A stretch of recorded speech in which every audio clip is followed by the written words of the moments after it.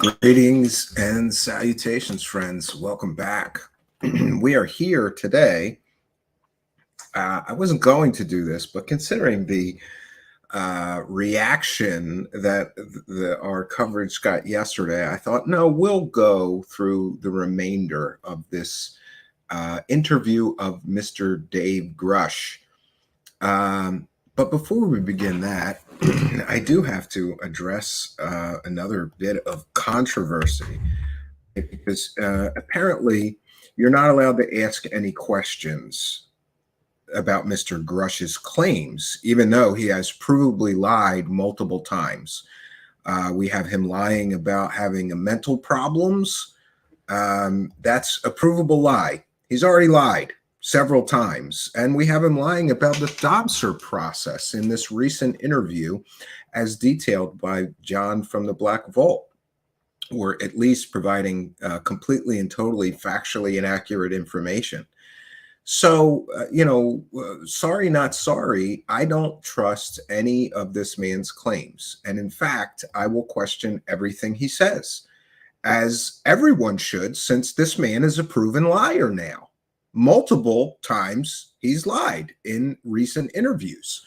So, I'm not sorry. Oh, I will say this. I'm sorry if I didn't articulate my thoughts and feelings on this particular subject well.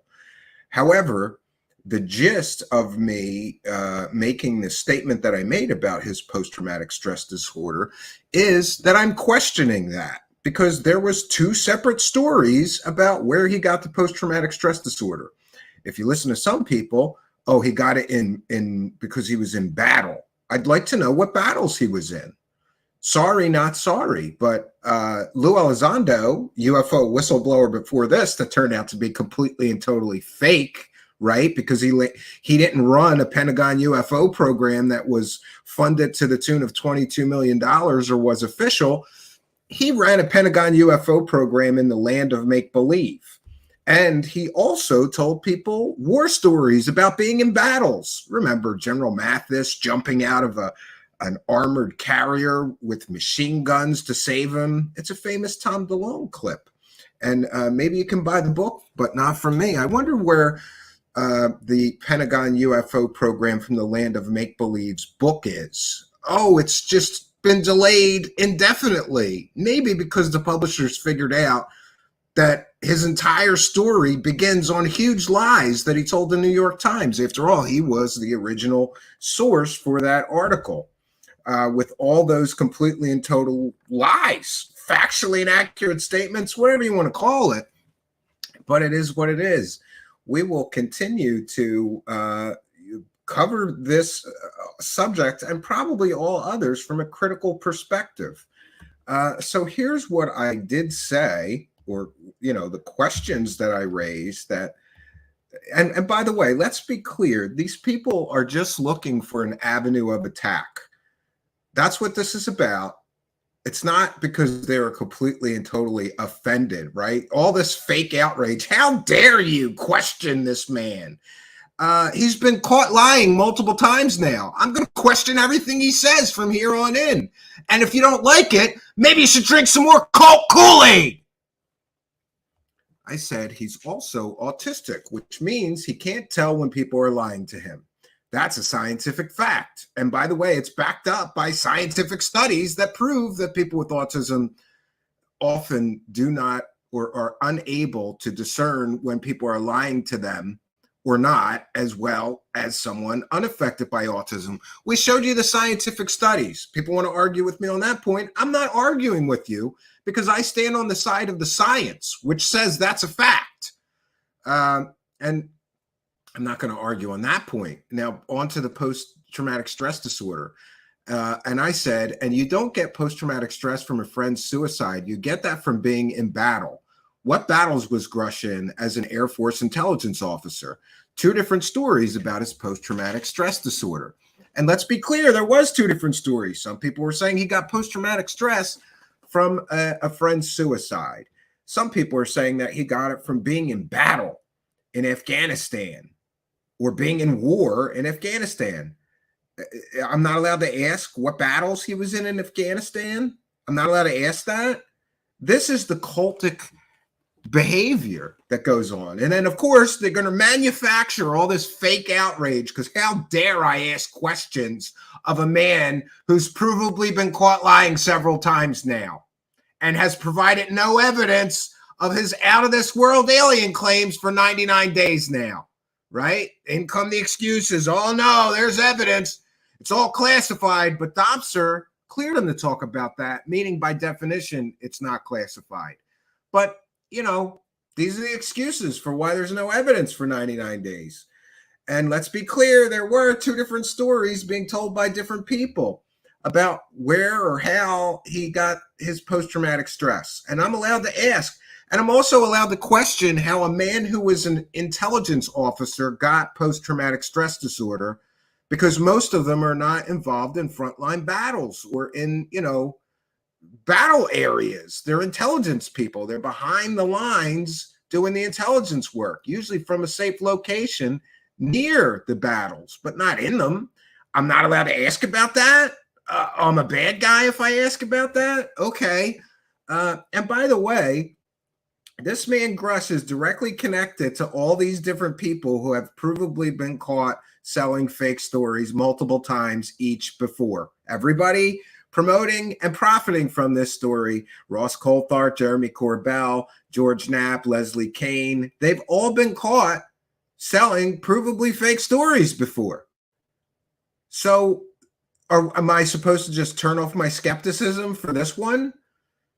Even though all the people that are promoting and profiting from his story have all been caught selling fake stories? Shouldn't we be more critical? Shouldn't we be more skeptical of a man like Grusch, considering who he's directly connected to constantly being caught selling fake stories? Shouldn't we be more critical? Shouldn't we be more skeptical? I think so. You know, people calling me ignorant and telling me all these things. And I should explain that that statement was made, you know, a long time ago. A much wiser man than me taught me to have facts in hand before putting mouth in gear. And yeah, I guess I'm guilty of that because I didn't do adequate research and relied on my own personal experience. I have had several people in my life commit suicide, sadly and tragically. And it made me very sad. It made me despondent, full of grief, hopeless. But it didn't give me post-traumatic stress. And I just found it odd that a military man would claim that his friend committed suicide. And by the way, he didn't, near as I understand, he didn't witness the suicide. I did find some examples of people getting post-traumatic stress if you witness somebody killing themselves. Surely that would be a traumatic event. But to me, in my own personal experience, yes, I guess it was traumatic, but somebody taking their own lives, it's always tragic if that happens to you, especially if it's somebody very close to you. But in my opinion, and by the way, am I allowed to have one? Oh, that's right, I'm not, because you just got to do the cult think thing and think what you're told to think. I'm allowed to think that it's suspicious that a person claims they got post-traumatic stress because one of their friends killed themselves. Considering the guy got caught lying several times and he's been locked up in a mental institution, I'm not going to trust anything he says. And I'm going to question everything he says. And that's healthy. That's a good thing, especially when somebody is around all these grifty grifters that have all been caught doing the grifty grift and selling completely and totally provably fake stories. Not once, not twice, multiple times each. They've all been caught selling fake stories. So, you know, and the other issue is I've been through this before. Did you know, does anybody know or understand or remember that there was another so-called UFO whistleblower before Dave Grusch and before Lou Elizondo, I believe? And that would be Corey Goode. And during the course of Corey Goode's run, he once claimed to have post-traumatic stress disorder. Never provided any evidence or proof that he did, and a lot of people believe that he claimed to have the post-traumatic stress disorder in order to garner sympathy for him and to shut down criticism. Because immediately after Corey Goode claimed to have post-traumatic stress, by the way, there was multiple stories about how Corey Goode got the post-traumatic stress too. In some instances, he got it fighting space aliens. In other instances, he got it somehow through, a stressful job or an eye surgery. There was all these different stories of how he got it. And I believe that it was used to garner sympathy for Corey Goode, and that Corey Goode would essentially use that. And his cult members would attack anybody that questioned Corey Goode's narrative. How dare you question him? He's suffering from post-traumatic stress. Is this just a device being used to shut down criticism or people asking critical questions? And again, shouldn't we be more critical of a man who was in a mental institution locked up by a judge against his will for, whatever? Shouldn't we be more critical, more skeptical of a man making those kind of alien claims that hasn't provided a single bit of evidence in 99 days now? By the way, it's going to be 100 days real soon. Probably by the end of this broadcast, it'll be 100 days since Grusch made his original claims, and we have seen zip, no evidence, none. We'll get excuses for why he can't show us, right? This is so childish. It's like I've said this before. It's a great analogy. It's like a bunch of children in a playground, and one of the children comes to the other children and says, "I got a laser gun." And the other kids say, "Wow, that's cool. Can we see the laser gun?" And the kid says, "No, I can't show it to you because it's top secret." That's how childish and stupid this is. And I'm sorry. It's been 100 days. How much time do we have to wait before we all realize that he doesn't have the real and verifiable smoking gun evidence and proof that this story was originally promised with? Remember, you do the overpromise, underdeliver, and then comes inevitably the big letdown. The big letdown's coming, friends, because I'm aware of some things going on behind the scenes. That Dobser thing is being FOIA'd by John from the Black Vault, and we may get it sooner rather than later. I can't wait to see what he was cleared to talk about and what's in those documents. It's all coming out. And there's a reason. Oh, and by the way, Dave Grusch can release that document today and save everybody the FOIA trouble and all of that stuff. It's a public document. He won't do it. He refuses to so far. Why? Could it be that there's things in that document that don't really support the narrative that him and the people profiting from this story and promoting it have been dealing with for all this time? Interesting, right? It could be that there are some things in that document that Grusch and the people selling the story don't want us to see. Otherwise, why not release it? It's a public document, right? Incredible. But just, and then here's another thing. I'm getting attacked for attacking somebody that's mentally ill with, whatever. I'm getting attacked. I'm not attacking the man. I'm attacking the claims that he is making with no evidence for 100 days. Is that not permissible? I'm not allowed to ask for evidence of claims being made, including claims of post-traumatic stress disorder. Do you know how easy it would be for Dave Grusch to just get the paperwork from his doctor or his psychiatrist or whoever diagnosed him with PTSD and show it to us? And by the way, really, in a long span of his incredible, outrageous claims, who cares if he has PTSD or not? It's not relevant to his alien and out of this world claims. It doesn't matter. So we're all going to attack me for a full-on day because I questioned something about his statements he made. This is cult-like behavior. If I'm not allowed to ask questions and you are attacking me for asking questions, then you're in a cult. I'm sorry to tell you, you're in a cult. If you're in a faith-based belief system where you and your friends have to attack people that are asking questions about that faith-based belief system, then you're in a cult. Let's take a moment, however, to correct some things. First of all, I have members of my family who are military men, including my father and my cousins, some of which who fought in Desert Storm.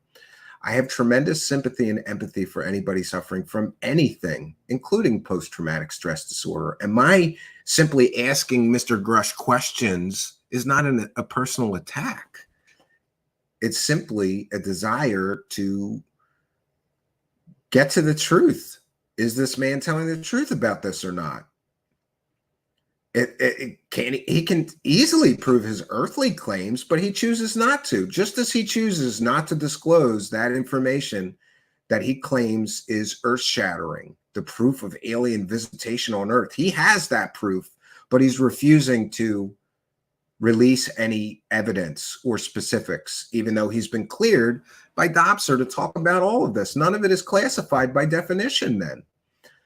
But back to the post-traumatic stress disorder. I have an article here, Causes, Short-Term and Long-Term Effects, Effective Treatments, and Psychological Consequences. Post-traumatic stress disorder is a complex and debilitating mental health condition. So remember, Dave Grusch was asked if he had any mental problems, to which he replied, no, he did not. Post-traumatic stress, you can't have it both ways. Either I'm not allowed to ask questions because he's got post-traumatic stress, and we're not allowed to question anything because he's got post-traumatic stress, or he is completely and totally stable. These people want to have it both ways, right? Oh, he was treated for that and he's completely stable now. Great, then I'm allowed to ask questions and it shouldn't bother him, right? Oh no, you can't ask any questions. That would be being rude to a veteran with post-traumatic stress disorder. Okay. And remember, he straight lied when asked in the original interview, and they cut it. They cut this part from the original interview because they don't want you to know that he lied in the original interview. Post-traumatic stress disorder is a mental disorder. It's a mental condition. Maybe he's just a confident, well-spoken, ex-military intelligence officer who just happens to have lost his mind. Do you have any kind of mental illness? No. Have you ever had a psychosis, a delusion? No. Is there anything in your medical history that might be capable of being interpreted as a reason why you might be confabulating, making things up? No. Do you have any kind of mental illness? No. Do you have any kind of mental illness? No. Do you have any kind of mental illness? No. So which is it? Am I not allowed to question him because that would be rude because he's mentally ill, or he has no mental illness? Which one is it here? I think some of you have been drinking the Kool-Aid too long. When people are straight lying on public interviews about their history, that's one thing, right? But put that to one side. Now you're going to take the fact that he claims to have PTSD after he lied about having no mental illness and tell me I'm not allowed to question him on that? I'm not allowed to. Come on. You can't have it both ways. Pick one. Either he's a mentally ill mental patient loony, right? Or he's not. One or the other. Pick your poison. Now, as far as this entire situation goes, I don't really believe that anybody is that outraged that I ask questions about his post-traumatic stress. Though there has been all these posts with complete and total fake outrage. How dare you? How dare you, Stephen? How dare you question a man who's provably been caught lying in public twice in public interviews? How dare you question anything he says? This is the cult-like behavior that you get with some of these people. It's absolutely, completely, and totally ridiculous. And while we're on that subject of ridiculousness, I also want to make sure that we point out that there are people provably using sock puppet accounts to defend the Grusch narrative. This is 100%. Here's some more facts for you, you Kool-Aid drinking cult members. Here's some more facts for you. You can cry in my inbox all you want, but these are facts. There are a great number, perhaps hundreds, of nameless, faceless, brand new Twitter accounts, all of which are actively harassing, intimidating, threatening people, wishing death on people by cancer and murder and shoots down the hell and other shit. And they're doing that to people who question Dave Grusch's narrative.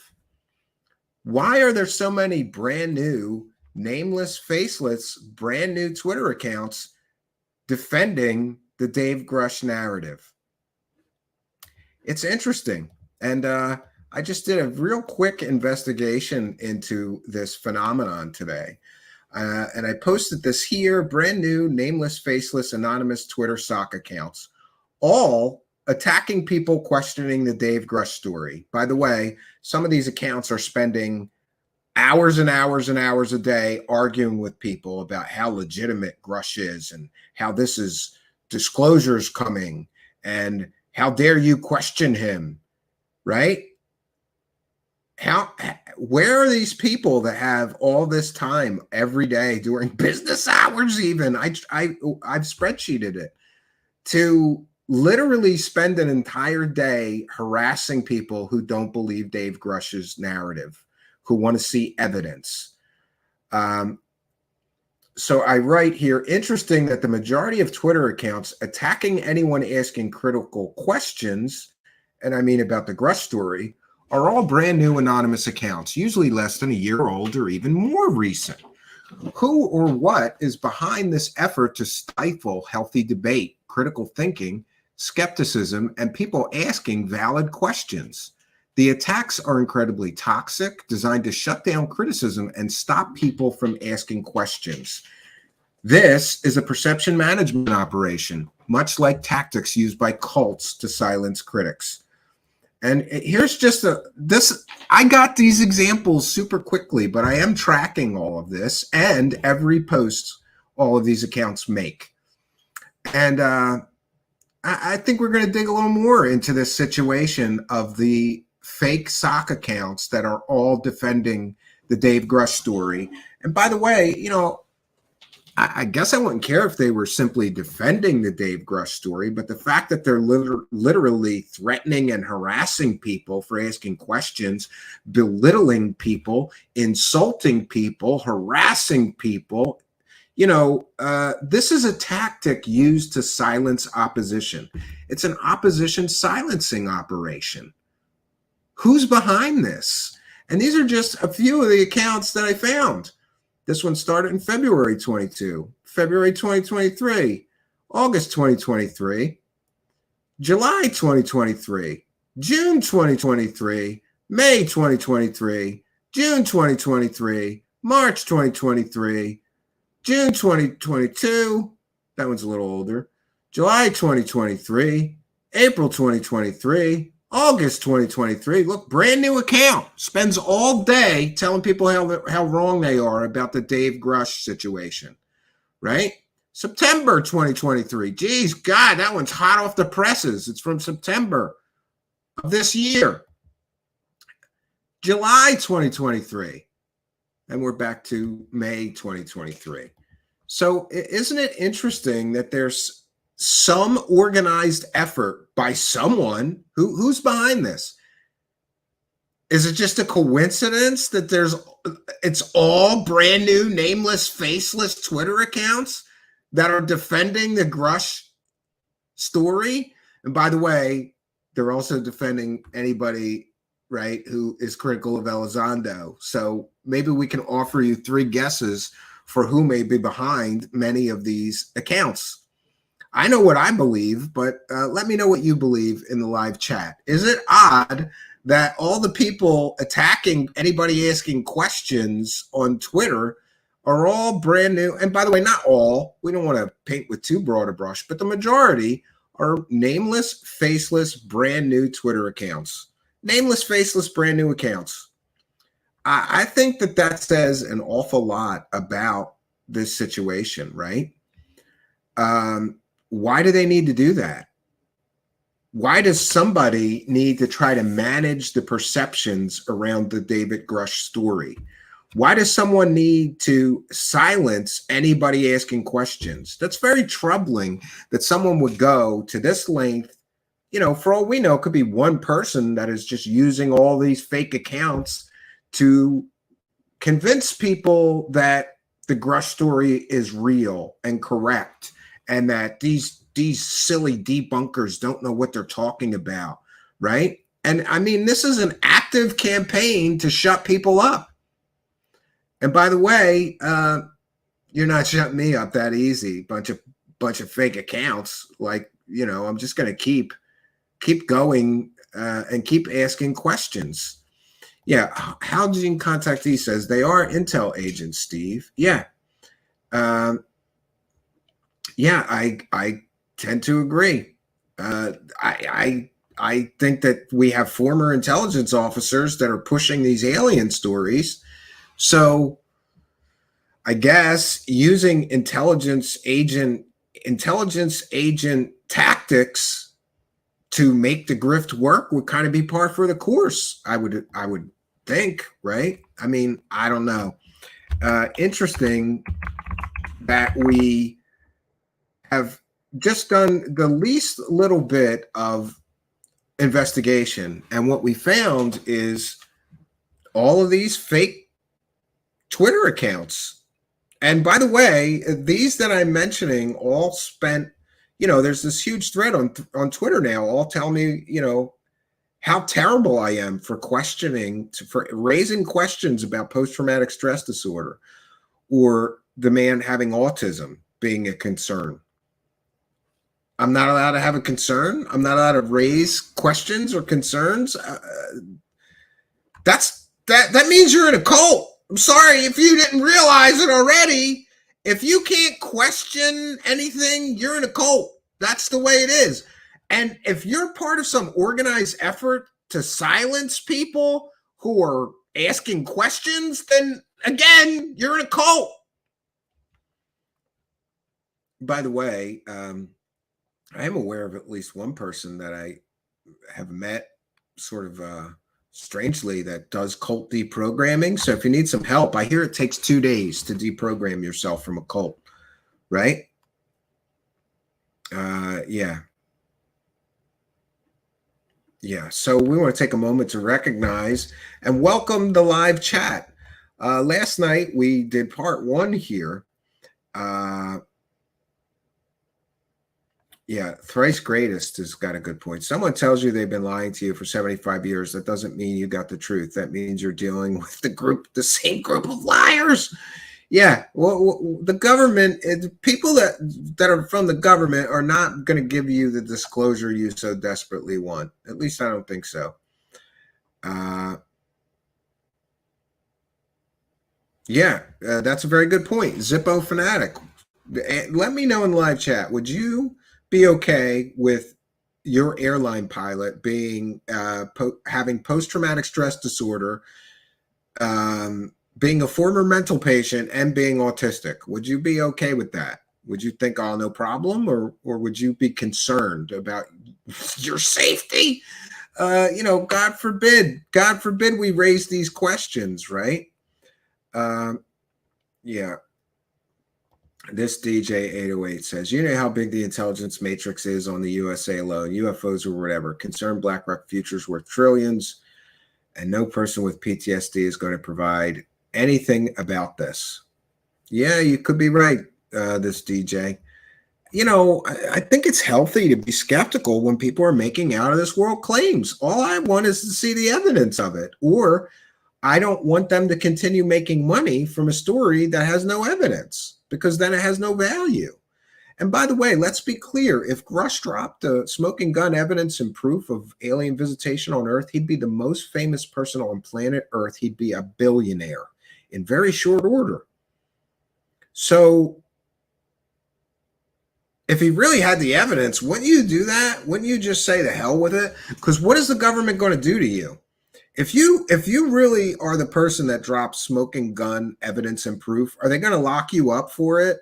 The public would go ape shit. They wouldn't allow that. You'd be a hero to the entire human race.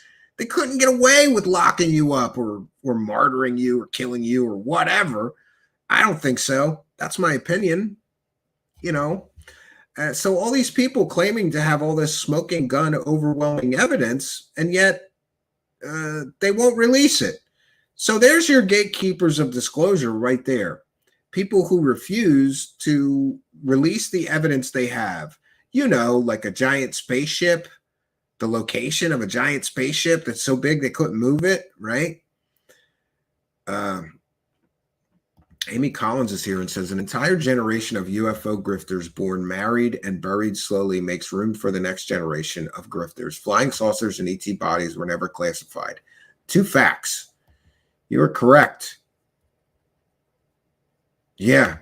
So we're going to get to the remainder of this interview, but I thought it important to address the controversy. By the way, if you're so offended that I ask questions, just really tune off, because that's what we do here. That's the job of a good reporter or show host, is to ask questions and to call people on their BS. I'm never going to apologize for doing that, right? Do you want me to just do what everybody else does and play along to get the clicks and views? Don't you want the layers of deception peeled away from you for you? Do you want to just live in a delusional fantasy land where incredible stories require zero evidence? You just believe them because you like them? Then this isn't the place for you. I'm sorry. And hey, no harm, no foul, you know. Go listen to people telling fairy tales. There's some great Mother Goose UFO channels that you can go to and get the fix that you want, that hopium, that it's all real, it's all true, even though the evidence for it never seems to actually come. You know, like I said, no hard feelings. Best of luck to you. You know, I hope you find that which you're looking for. But I will say this, and this is a very important statement. It's very unlikely that you will ever get the truth out of people who have provably been lying to you for years. I'm going to say that one more time. It's very unlikely that you will ever get to the truth. You will ever get the truth from people who have been provably lying to you for years and years. You know, history matters, track record matters, and maybe you've experienced this in your own personal life. I know I have. Have you ever had a friend or a family member who lied to you multiple times? At some point, you say, I'm not going to believe anything they say as truth. I have to verify everything they're saying because they've provably lied to me multiple times. You know, at some point, everybody has to ask themselves, how long are we going to believe Jeremy Corbell and Ross Coulthart and all these other people who've been caught selling these completely and totally fake stories many, many times? You know, and by the way, I don't think that it's mistakes. It's not honest mistakes to sell a bunch of flares as an alien spaceship. It's not an honest mistake to claim you have conclusive proof of alien technology when you got nothing. They do this on purpose. This is how the grift works. So we're allowed to question people, especially people who've been caught lying so many times. In fact, I encourage you to. And by the way, if you'd like to help me with this perception management operation, just post on your Twitter or Facebook, I don't believe that Grusch is telling the truth. It's been 100 days and there's still no evidence, and see what happens. And if you get anything good, especially from brand new nameless, faceless accounts, you can send those to me at truthseekershow@gmail.com. I think it's important that we document whatever's going on with this. And we take that weapon away from them. We take that perception management operation away from them. They should not be allowed to threaten, intimidate, and silence people from asking questions about this narrative. Actually, I think we should all ask more questions and ask them louder. But please be respectful, because if you're not respectful when you ask your questions, people will use that as an attack vector, and suddenly you're the bad guy because you dared to ask a question. Ask respectful questions, but ask them loudly and forcefully and demand those answers. We want to thank 50,000 Bees for a kind and generous $10 super chat. Says, Stephen, you're asking questions and requesting proof. You're supposed to just buy your ticket to Wackadoodle Palooza and enjoy it. I'm stealing Wackadoodle. What is it? Wackadoodle Palooza. I'm stealing that. We're going to do a show called Wackadoodle Palooza. Maybe tomorrow night we're doing a panel show. But thank you for your kindness, generosity, and support. It is much, much appreciated. And thanks for helping us to praise the cash, 50,000. Praise the cash, praise the cash, praise the cash, yeah. Praise the cash, praise the cash, praise the cash, yeah. Praise it. We thank you for your kindness, generosity, and support. We thank all of you for that.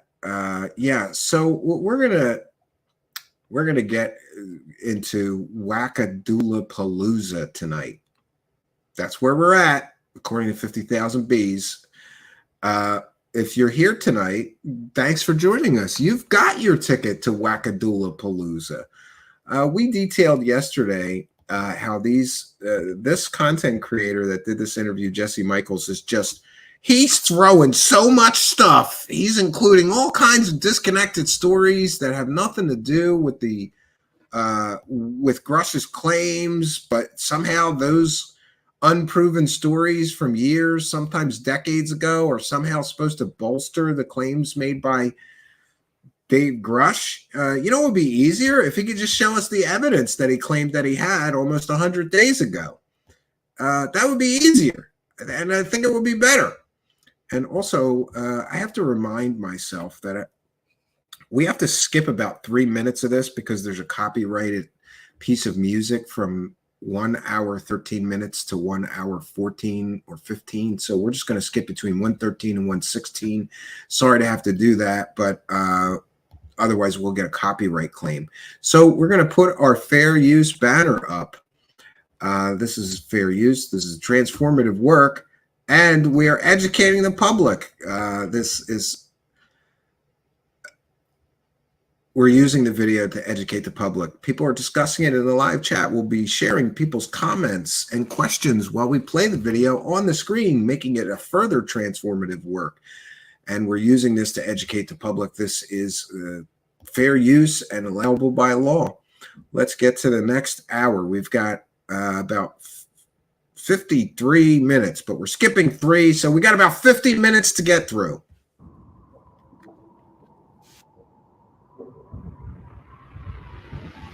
What do you think about elite interest in the topic? So the Rockefellers funded Stephen Greer in the 90s. And John Mack. And John Mack. Yeah. And they funded the Princeton Parapsychology Lab. Then you have Chris Mellon, who's a Mellon, obviously sort of interested in the subject. I think there are letters between Lawrence Rockefeller and Hillary Clinton. Yeah, it's well known and established that there are some people that got an awful lot of money that are willing to fund people's research. We saw Lawrence Rockefeller funding Stephen Greer and perhaps other researchers, I'm told, including Linda Moulton Howe and others. So, I mean, that's a valid point. But again, none of this has anything to do with Grusch's claims. It's like they did they're doing a 2-hour dance around the fact that Dave Grusch has no claims. And let's ask them all this theoretical stuff. Like, how do you think they get here? What do you think they're doing here? Wouldn't it be better spent during a 2-hour broadcast to ask him for the evidence that he said he had 100 days ago? The 90s, where he's sort of pushing for disclosure. That's right, because I think was David Rockefeller also involved in that, and it was like a Camp David meetup in the 90s. And she's holding the book by Paul Davies, Are We Alone? And that's great. Where? It's wild. Certainly, if you use the Rockefellers as the most prominent example, there's certainly called old money elite interest. And maybe it's because of their interest in frontier science, or who knows? Maybe it's because they're bloodline. I've never talked to the Rockefellers. I have no idea what spurred that interest on. But they were certainly pushing for transparency on the issue, and that's one of the most influential families in America, right? It is important in any scientific process to try to maintain the null hypothesis for as long as possible. And actually, imagine talking about the null hypothesis and then pushing it's got to be aliens for 2 hours straight. Kuhn, who wrote the Structure of Scientific Revolutions, talks about this, and he was friends with John Mack, who was the head of the Harvard psychiatry department, who tried to maintain a null hypothesis and say, I don't think this is real, because he was actually a private clinician. He started to see people who would bring up these alien encounters. And I think the thing that's really important for people is just the amount of credentialed people that once they start to have an open mind and actually genuinely inquire, and usually these people start to take it seriously. Yeah. Well, I have seen some very incredibly educated people take this very seriously. In fact, one of the reasons that I started taking this seriously is because I started talking on the phone to Stanton Friedman. And I couldn't get over the fact that Stanton Friedman was a super genius. The guy's a nuclear physicist, and he truly believed that there was alien spacecraft flying around in our atmosphere, possibly visiting us. Stanton Friedman actually believed that it was all something of an anthropology project for them, that we got the attention of aliens because we discovered the atomic, how to split the atom. And we set off nuclear bombs, and that got their attention. He used the analogy of, oh no, the kids got to the matches. And I was always fascinated that somebody so incredibly educated was so incredibly convinced that this was all true and this was all real. Take from that what you will. I have a good friend, Eric Weinstein, who's, he's a pretty well-respected, public intellectual. I used to just wax poetic, say, look, like, this is real. I promise you this is real. And he used to think, I think his quote is like, this is the one area where you had brain damage. You would not come off of this point, and I was convinced that you were brain damaged on this one issue. No. And now, I think, he oscillates, but he's pretty deep into the history to the point where he's hemorrhoids from outer this space. Is at least something worthy of investigation. Yeah, I mean, there's certainly some scholarship there, whether it be Jacques Vallée or, Dinah Pasulka recently. Jacques Vallée built the earliest version of the internet, ARPANET, or he helped it, Doug Engelbart, and is a serious astronomer. People have serious background. And Stanton Friedman was a nuclear physicist, but somebody being educated or credentialed and believing this doesn't make it true. Really hardcore intel guy working on some of the hardest, most deep black stuff. And I didn't really think much about UFOs, but then I started looking into it. I have like people in tears, like, naval officers, pilots, etc., wanting to tell me what they literally saw, and either a lot of people were having psychological breaks. There's a lot of weird weather phenomena that manifest themselves in physical, tangible, like metallic looking craft that are close. That seems crazy to me. And I'm like, well, these people deeply believe what they saw. People deeply believing what they saw doesn't mean that it's true. It means they deeply believe what they saw. I don't know what to think about this section. It just seems like this is all these intelligent people really believe this. And I talked to many people who truly believed it. So it must be true. Well, according to Dave Grusch, he has all the evidence it is true, and he can just prove it's true. But instead of doing that, he's going to tell us about all the educated people that believe it's true and how so many people came to him that believed it's true. Why not prove it's true? 100 days now, no evidence. And I have to take them seriously. So we need to figure out what this phenomenon is. Carl Jung wrote a book about flying. The book is called Flying Saucers. And he talks about flying saucers as the kind of mandala, the Sanskrit symbol of psychic completeness. And it's this proto-psychological desire for us to like have this kind of revelation of like knowing everything all at once. And what was crazy about it is he wrote the book and he was like, this is just kind of a symbolic psychological archetype. And then afterwards, he became convinced that the phenomena was actually real. There are things flying around up there that we haven't fully identified yet. Roswell's a very interesting place. There's a lot of people that would like to know what's going on. There's footage and records of objects in the skies that we don't know exactly what they are. We saw. Yeah, and here's the false equivocation now. UFOs are real. Therefore, aliens are real. That's a false equivocation, and everybody uses this argument. They showed, like, see, the government admitted UFOs are a real thing. They show documents, famous documents that say these are real and not imagined. Yeah, unidentified flying objects happen. There's things in our sky that sometimes people are not able to identify, but it's a huge jump from that to aliens. It's a false equivocation that everybody tries to make, and that's what they're doing here. A bright light appear in the distant western skies. Okay, at this point in the video, you might be thinking there's actually a decent amount of evidence for UFOs. So why? He hasn't presented any decent evidence so far. I mean, there is a decent amount of evidence that there's unidentified flying objects, but again, with the false equivocation. To many people pushing these stories, UFOs means aliens. That's not so. But, you get into an argument about language and how language is important with these people, and they don't see the issue with conflating UFOs with aliens. Certainly UFOs are real, but it's a huge jump from UFOs are real, sometimes UFOs happen, to there's aliens visiting us, they're crash landing, we got bodies, we got spacecraft. Why are people so reflexively and often smugly dismissive of the topic? Speaking of people smugly dismissive, I don't think that I'm smugly dismissive, though. I think that I am well-informed dismissive based on history and a thorough study of previous claimants, like our series we did with 14 previous UFO whistleblowers, all of which made very similar claims to Dave Grusch, none of which ever proved them. But that didn't stop them from making an awful lot of money while they were claiming they had all this evidence to come soon. No to predictions, no to aliens. Well, on the one hand, it's a fair reaction. There are a multitude of profit and attention-seeking charlatans in the space. People who have absolutely no interest in pursuing truth, who embellish stories and sell snake oil for a living. And then, of course, you have your... Yeah, and that, by the way, sir, is all the people selling the Grusch story so far before you got here. Every single thing you just said applies exactly directly to all the people who are selling this story so far. It applies to Jeremy Corbell. It applies to George Knapp. It applies to Ross Coulthart and Leslie Kane.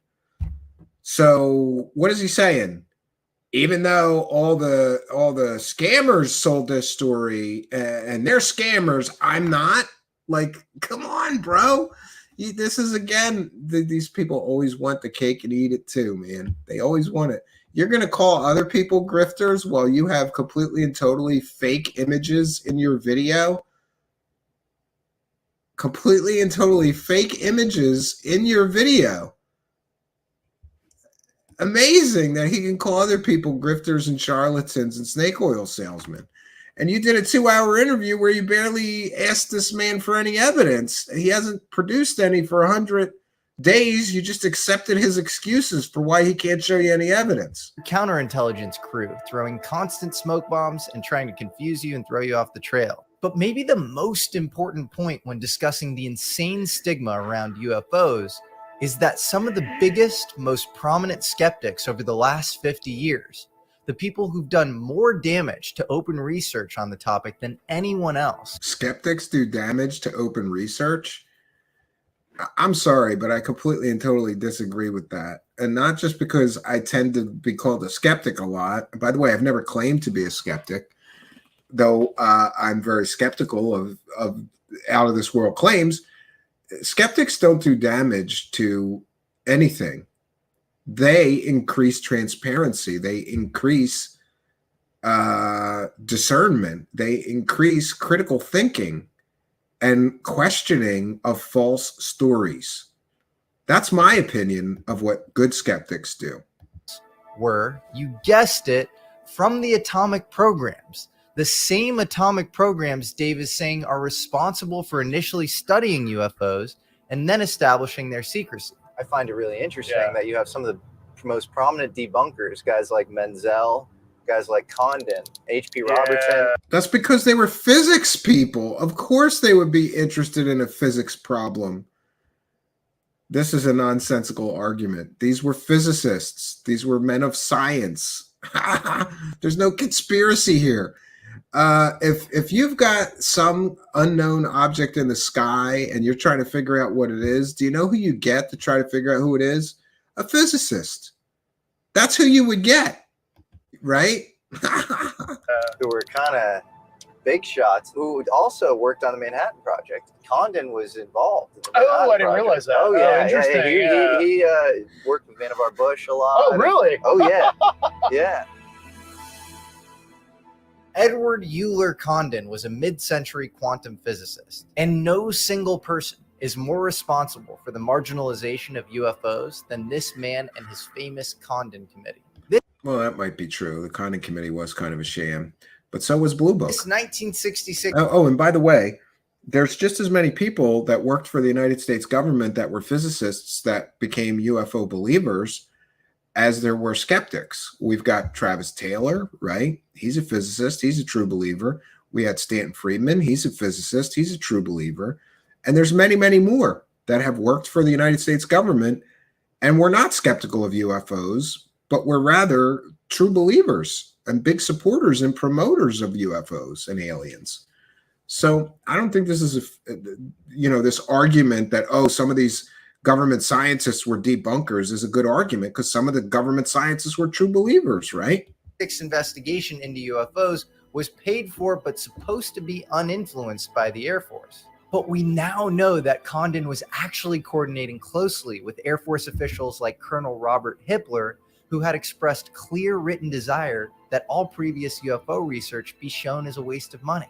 The Condon Committee's report... Because largely all previous UFO research was a waste of money. I don't know how much they spent on Blue Book, but they spent $22 million studying werewolves, dino beavers, and poltergeists on Skinwalker Ranch.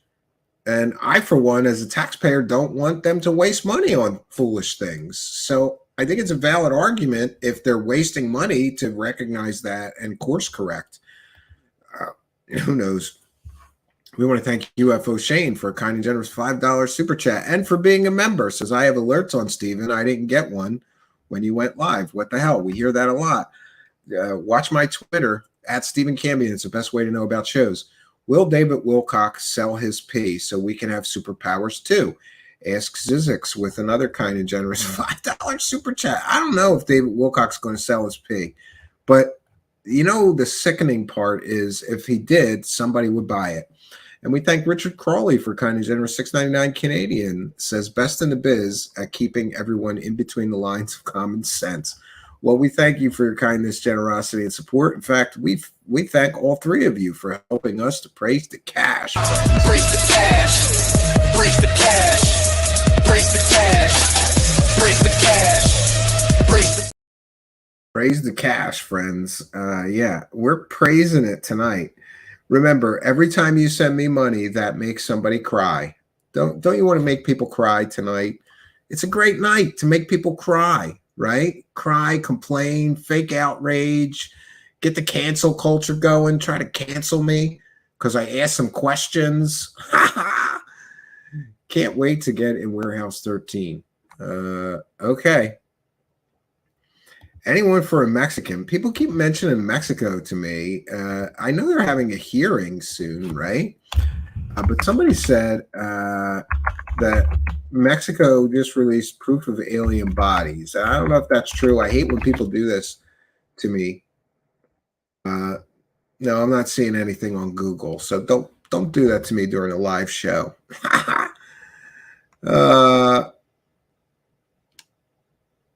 Yeah, Zippy says, if we follow stupid string theory, then dino beavers are real. Yes, and Ardent Paranormal reminding everybody where you too can follow me. And I want to make sure that we mention tomorrow night we're having a panel show. That means you too can join the show tomorrow night, 9 p.m. Eastern time. We were going to do it tonight, but I thought I've got enough of this to get through. And then having 5 or 6 people with me, it would have taken us 8 hours to get through this hour. Dealt a death blow to UFO research in the second half of the 20th century.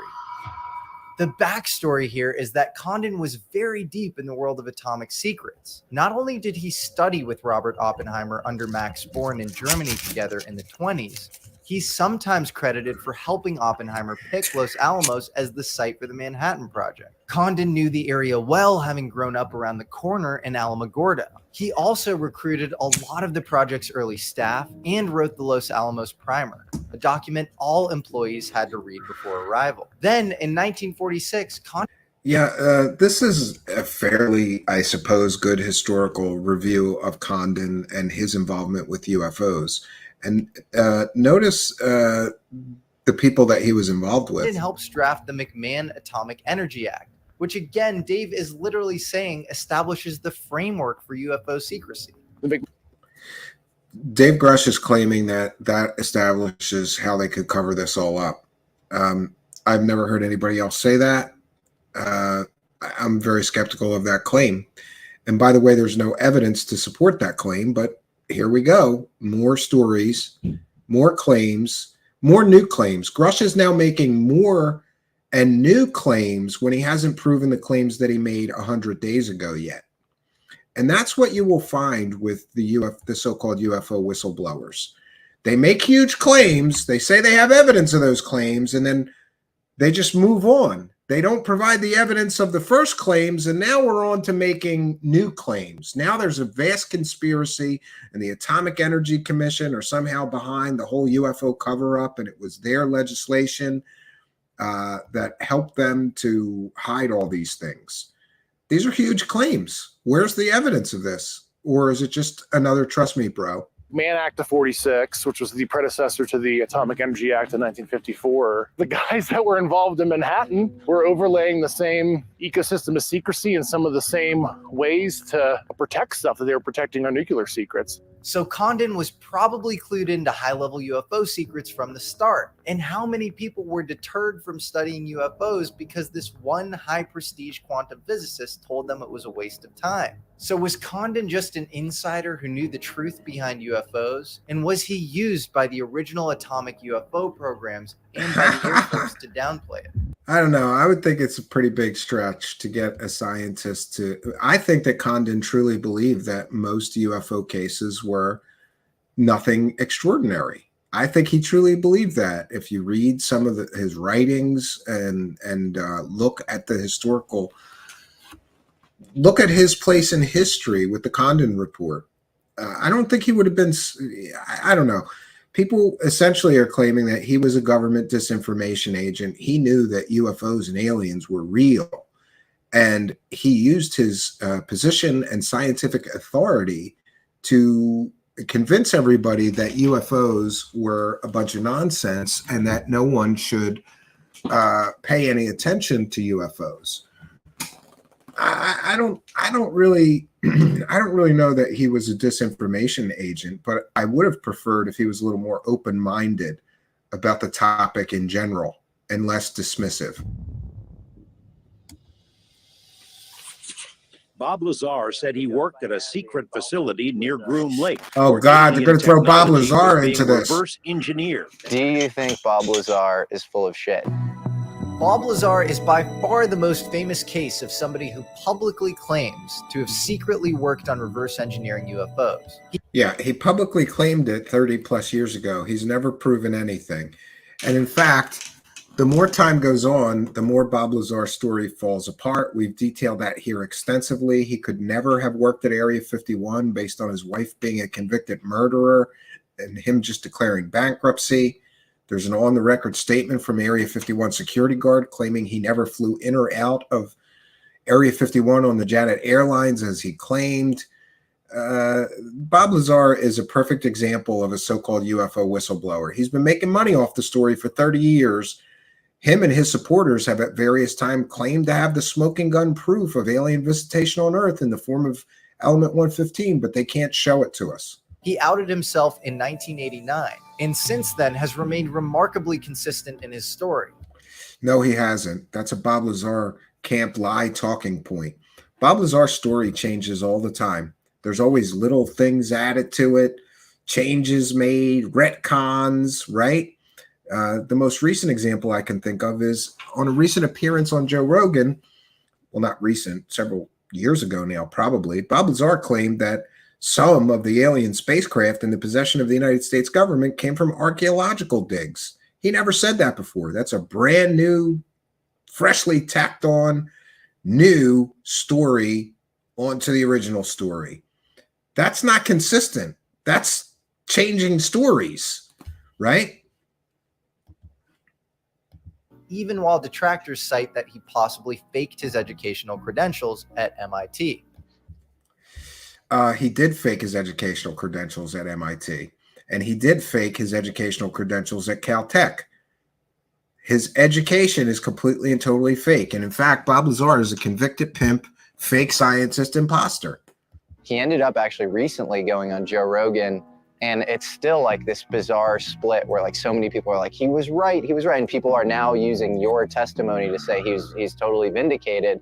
Yes, that's the wackadoo super duper prover maneuver. You see, one wackadoo came out with some wackadoo claims of alien spacecraft and alien technology and back engineering and even alien bodies by some. He backpedaled on the CNN alien at Area 51 story that John Lear once told. But Bob Lazar never offered any evidence or any proof. So now we got Dave Grusch, which is essentially Bob Lazar 2.0.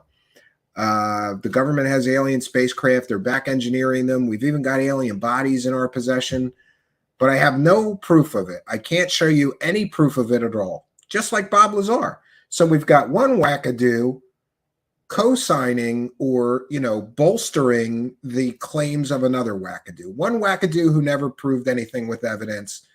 And then we got a second wackadoo, mental patient, Dave Grusch here, that so far 100 days in hasn't shown any evidence of his claims, even though he promised, and all the people selling this story essentially promised he had all this evidence. We're not allowed to see any of it. Very convenient. It's the wackadoo prover maneuver. One wackadoo saying similar things with no evidence, saying similar things to another wackadoo with no evidence, somehow means they're both telling the truth. No, it doesn't. Another false equivocation.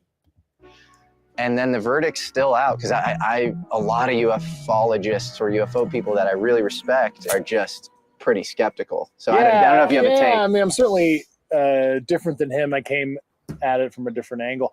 I have no information on Bob Lazar. It wasn't in the scope of my looking into it kind of activities. Does that mean Bob Lazar is full of shit if Grusch is right? If he actually ever experienced what he experienced, I literally have no idea. Honestly, I go back and forth on whether Bob Lazar is telling the truth all the time. On the one hand, the guy sells at least this was a fair assessment. Illicit chemicals on a sketchy website, invested in a brothel, and seems like a petty con man and criminal. But on the other hand, he definitely has some engineering prowess. He strapped a jet engine to the back of his Honda. It doesn't make him a scientist. It doesn't make him a physicist. And I can educate you, sir, on how he was able to do that. Did you know that he grew up right next to a man who designed and sold rocket engines by mail order for just such purposes? In fact, he copied that person's designs. He may have actually met with Edward Teller, and he probably... No, he claimed he met with Edward Teller. There's no proof that he ever did. He did do some work at Los Alamos. Yes, he did some work at Los Alamos. He was a low-level technician, a low-level lab technician, and this has been confirmed by his former supervisors. He was not a scientist. He was not a physicist. He was a low-level technician, electronics technician. Finally, his story just seems so consistent. He really doesn't seem like a guy who thinks he's lying. Look, there's a lot. He doesn't seem like a guy who thinks he's lying. A lot of weird stuff about the Bob Lazar story. His story's been absolutely consistent since the... Notice the talking points. His story's been absolutely consistent. We've heard that 3 times so far. Some form of his story never changes. His story is consistent. His story changed a lot if you pay attention. Late 1980s. It's a classic intelligence tactic to give people 95% correct information and 5% false information. You can track the flow of information by the uniquely false details in it, and you can easily discredit the leak. Bob Lazar would hang around some interesting characters, guys like John Lear, who flew cargo planes for the CIA in the 70s. Lear definitely seemed to spread disinformation in other cases. He was also the son of Bill Lear, inventor of the Learjet, who may have been involved in the original UFO program. My question is, did John Lear manipulate Lazar into spreading a bunch of pure disinformation? And so Lazar's claim that he worked on UFOs was all a complete lie. It could be. In fact, a lot of people aren't aware, but John Lear told a strikingly similar version of the Bob Lazar story before Bob Lazar ever did. Months before Bob Lazar did his interview with George Knapp, John Lear did an interview where he described a secret sub base off of Area 51 where they had alien spacecraft and they were attempting to back engineer them. Fast forward 6 months later, suddenly Bob Lazar is working at that very same base that John Lazar described, and those two were friends and they knew each other. It's very odd. The way the whole timeline and narrative unfolds would lead most reasonable, rational people to believe that this was all a scam or a con created by a scammer and a con artist to make money. And he's been trying to make money from this ever since. He's been somewhat successful. He got a huge money deal from Tom DeLonge for publish of his book, right? And now there's a new documentary. And don't worry, they're definitely getting to the truth about Bob Lazar because they're going to have remote viewers in the documentary proving Bob Lazar is telling the truth.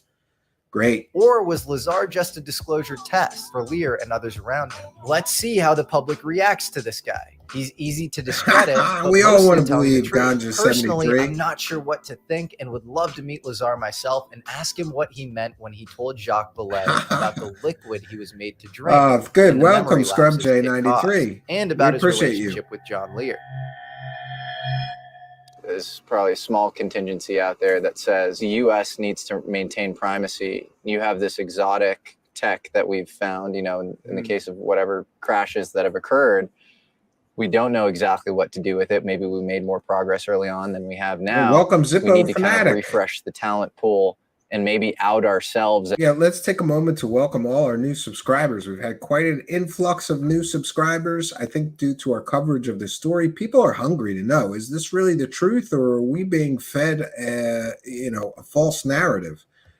I'm trying to be fair about this. I really am. But what I can tell you is that Dave Grusch provably lied several times, and all the people profiting from and selling his stories have all been caught previously selling 100% fake stories. So I think it's both wise, warranted, and really necessary for everyone to be skeptical of everything this man says going forward.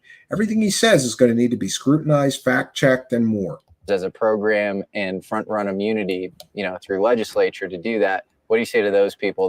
Because that's something I tried to espouse in News Nation. 900 I can't remember how AD. they edited it or whatever, but it actually hurts national supremacy to keep it obtusely secret. Yeah, that's what I'm saying. You can't even bring the right people on it. Good job, Chris G. The best theoretician You cracked me up, bro. Quantum chromodynamics just happens to smoke marijuana, so he can't get a clearance. So he can't get on the program. So it actually hurts national security by not opening it up, at least in an appropriate way that we're not compromising anything that somebody could use illicitly to hurt people. Yeah, this is a complicated issue because let's examine for a moment, what if there are unknown aerial objects under intelligent control, and let's not care for a moment whose intelligent control they're under. And these unknown aerial objects are flying over our restricted airspace. That would be incredibly embarrassing to the military, whose job it is to keep that airspace secure. So do I think there would be people willing to lie or cover things up of that nature? Certainly, because Imagine you're the general or the admiral or whatever, the top-ranking military people in charge of securing our airspace, and you can't do it. You're powerless as these unknown aerial objects keep intruding on restricted airspace. You'd have a hell of a motive to, cover that up or try to obfuscate what it really was.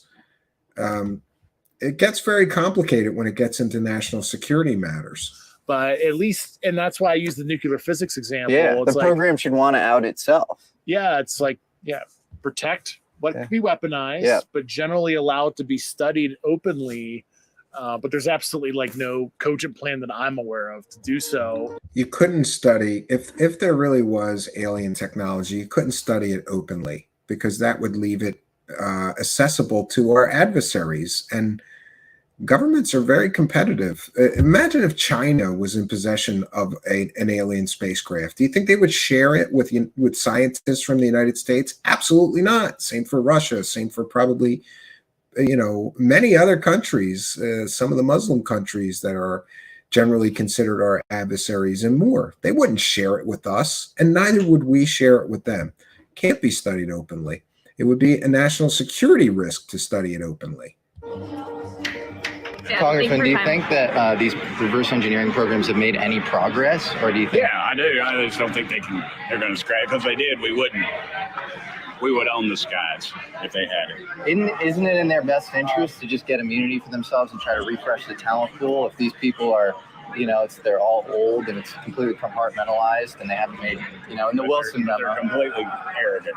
They're completely arrogant. They're above the laws and they're above the. Why aren't they releasing the Kennedy files? Nobody's alive 60 years, but every president. Do you think there's a connection between that and this? I've heard that. I would hate to speculate.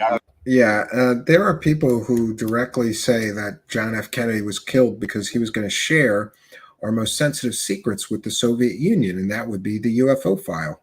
Not sure what I believe about that, but that's just another conspiracy to heap in with all the rest of this. Okay. I'm more just I want the surface. Just give me the stuff. Got you. Thank you.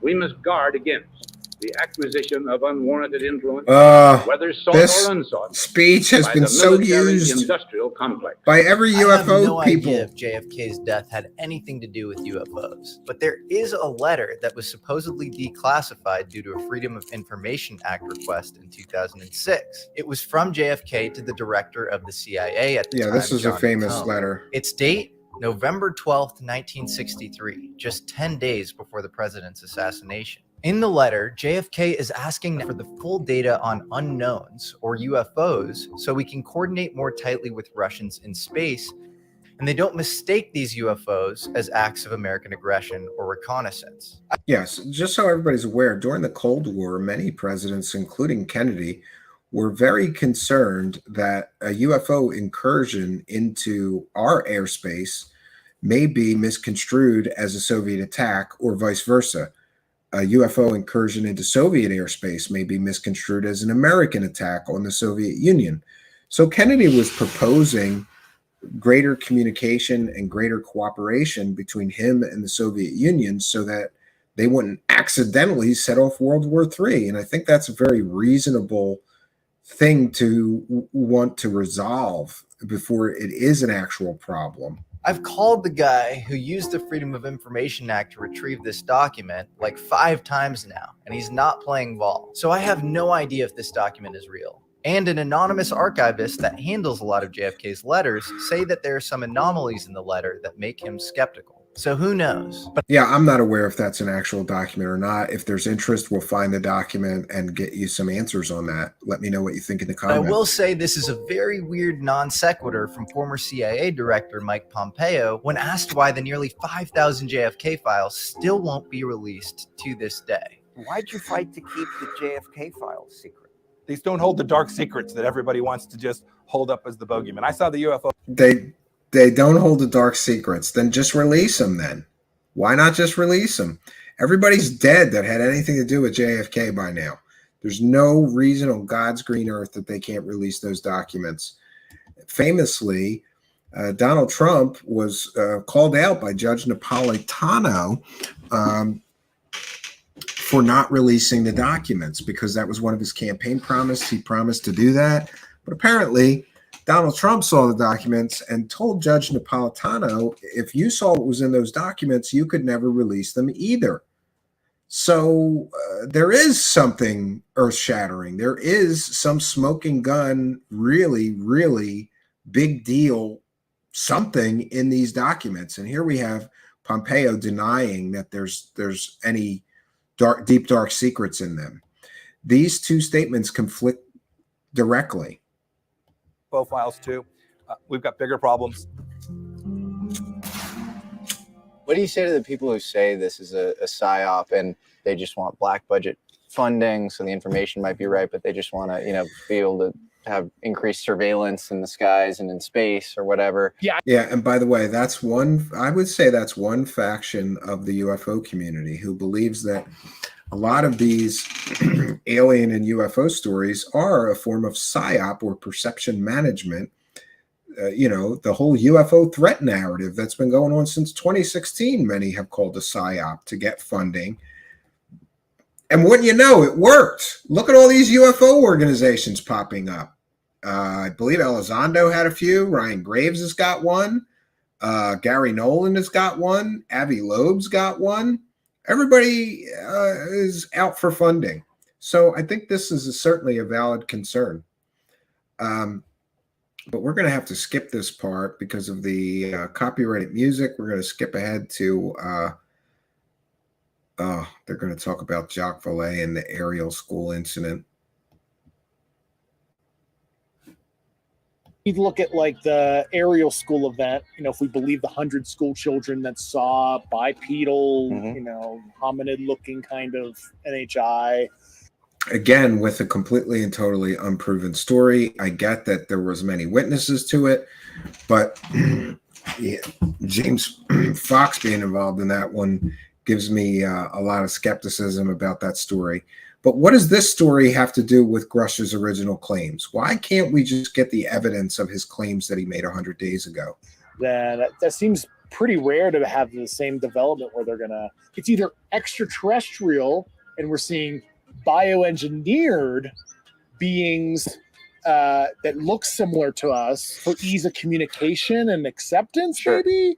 And that is like almost like an avatar for the intelligence behind, the ghost behind the machine or whatever.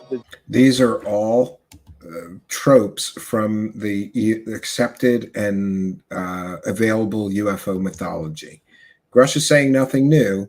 And by the way, I keep getting attacked for calling him a possible mental patient who's just repeating, the same old stories. Here he is repeating the same old stories. So pardon me for being skeptical or stating a fact. Here's a mental patient repeating the same old stories from UFO mythology that have never been proven to be true. They're just stories. They were engineered specifically to look like that, and it wasn't natural. Jacques' heir in the UFO theory world is a guy named Mike Masters, a biological anthropologist at Montana Tech University, who believes that aliens are basically just humans from the future who figured out time travel and are going back in time to visit us in the present. Boy, let's really get into the woo, right? So, of course, there are multiple hypotheses for what is behind or who is the pilot of these unidentified flying objects if they are piloted. And of course, the main hypothesis is that it's alien organisms from another star system. Then you have cryptoterrestrials, right? They come from inside Earth. Then you have the time-traveling human theory, that it's humans from the future who have figured out time travel somehow. Then you have the interdimensional. Some people think that these things are actually demonic or angelic in nature. We see them less often because we're just one small blip on their geographic map of time. I like the sort of, beings from the future hypothesis for a few reasons. So there's actually a concept in evolutionary biology called neoteny, where your distant offspring looks like your kids currently. And if you think about a lot of these sort of close encounters of the third kind, They often are described as, the beings are sort of childlike. I've always found it weird that, especially the prevalence of the gray aliens, 3 foot tall, no hair, big heads. It is very childlike. Nature. If you think about how we're actually evolving as a species, our bodies are becoming somewhat vestigial. We have got to throw in an alien hoax while you're talking serious about the possibility of aliens, right? An abundant amount of resources that are being distributed to us. We don't need them. Our morphologies are going to change. Just wither away a little bit, and then our brains are becoming actually more important. Decision making is becoming more important. If we have any sort of latent intuitive powers, that's going to be more important. And these things are supposedly a little more telepathic. Their eyes are sort of slits. You're going to, have more screen. Again, more accepted stories from UFO mythology. It's often, I've heard many different people repeat this, our brains are getting bigger, our bodies are getting weaker. Why do they resemble us or our evolutionary future? I mean, I guess it's interesting to think about. In time going forward. And so it does feel like that's kind of the way that we're evolving. Aliens are weirdly non-interventionist. In many of the abductions that get reported, it's almost like they have a prime directive to not say or do too much. In fact, in many cases Mike Masters studied, the abductees had to sanitize themselves, shower, or do chemical rinses before boarding the alien craft. That's pretty interesting. I haven't heard that one before. You got to take a shower before you get in our spaceship. You got to take a shower before you're allowed to get in our spaceship. It is what it is, friends. Yeah, that's very odd. This would make sense, as time travel involves all sorts of issues, like the grandfather paradox. You can't go back in time and kill your own grandfather. Otherwise, how would you exist in the present? Any little thing you do in the past might dramatically change timelines or trajectories. The butterfly effect, which is a famous theory or story that somebody went back in time and then they stepped on an insect or an organism millions of years ago, and then they went back to the future and everybody was gone because they somehow affected the entire evolutionary nature. If time travel is ever a possibility, I think it should be avoided at all costs, right? The context is here. Welcome Daniel says, wash your junk before getting abducted. Yes, absolutely. The way that breaks the present. Yeah, wash your junk. So maybe this alien non-interventionism points further towards the time travel theory. Many abductees also report lost time. Again, this might be explained by abductions occurring in another temporal dimension.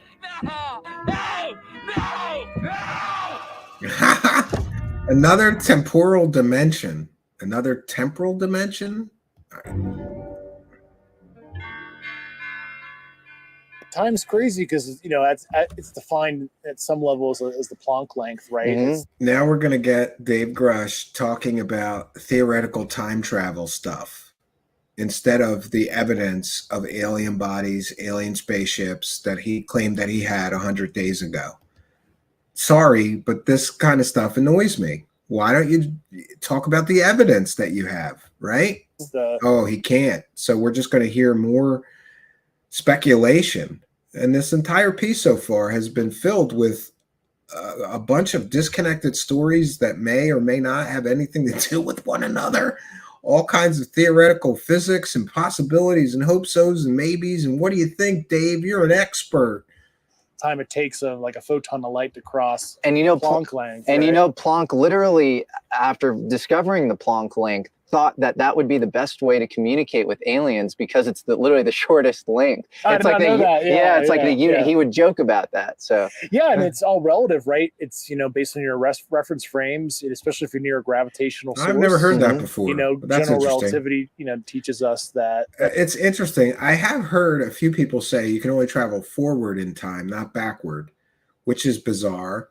Why could you travel one way and not the other? And it's also disappointing because I think most people, if given the chance, they would prefer to travel to the past, right? I don't know. I would, right? Maybe I could grab myself when I was at a certain age and stop myself from making huge mistakes, right? Or something, or give myself, go back in time and tell myself to invest in Google and Apple and Amazon, right? That would be a selfish use of time travel, however. Clocks either speed up or slow down, based on where they're near a gravitational source or not, 1 over r squared. Over That's interesting, Robot Skull. Comes off, and we've proven that having cesium clocks on airplanes in the 70s, we actually showed. I agree with that. Atomic clock differences based on force of gravity. Yeah, time is really not a constant. The way we conceptualize time, it's not constant at all. And yet the felt sense of it is constant. Maybe in true ontological reality, time is way trickier than we realize. And maybe that speaks to this sort of alien thing, especially because people seem to see crafts and aliens when they're in specific kind of heightened states of consciousness. And so maybe time doesn't work quite the way we think it is, but in ordinary consciousness, we sort of snap it into this kind of linear classical epistemology that we experience. And that's what I was trying to espouse upon when I mentioned the holographic principle. If you want, again, we're going to get an awful lot of speculation. Imagine a 3D object such as yourself casting a shadow onto a 2D surface.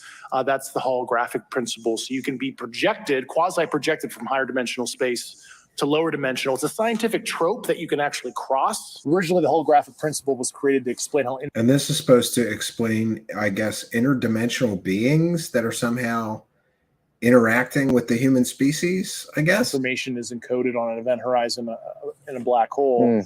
But maybe that's what we're seeing, is we're seeing higher dimensional stuff casting shadow into our space, just like how we cast a shadow on a two-dimensional surface, which is like the sidewalk, right?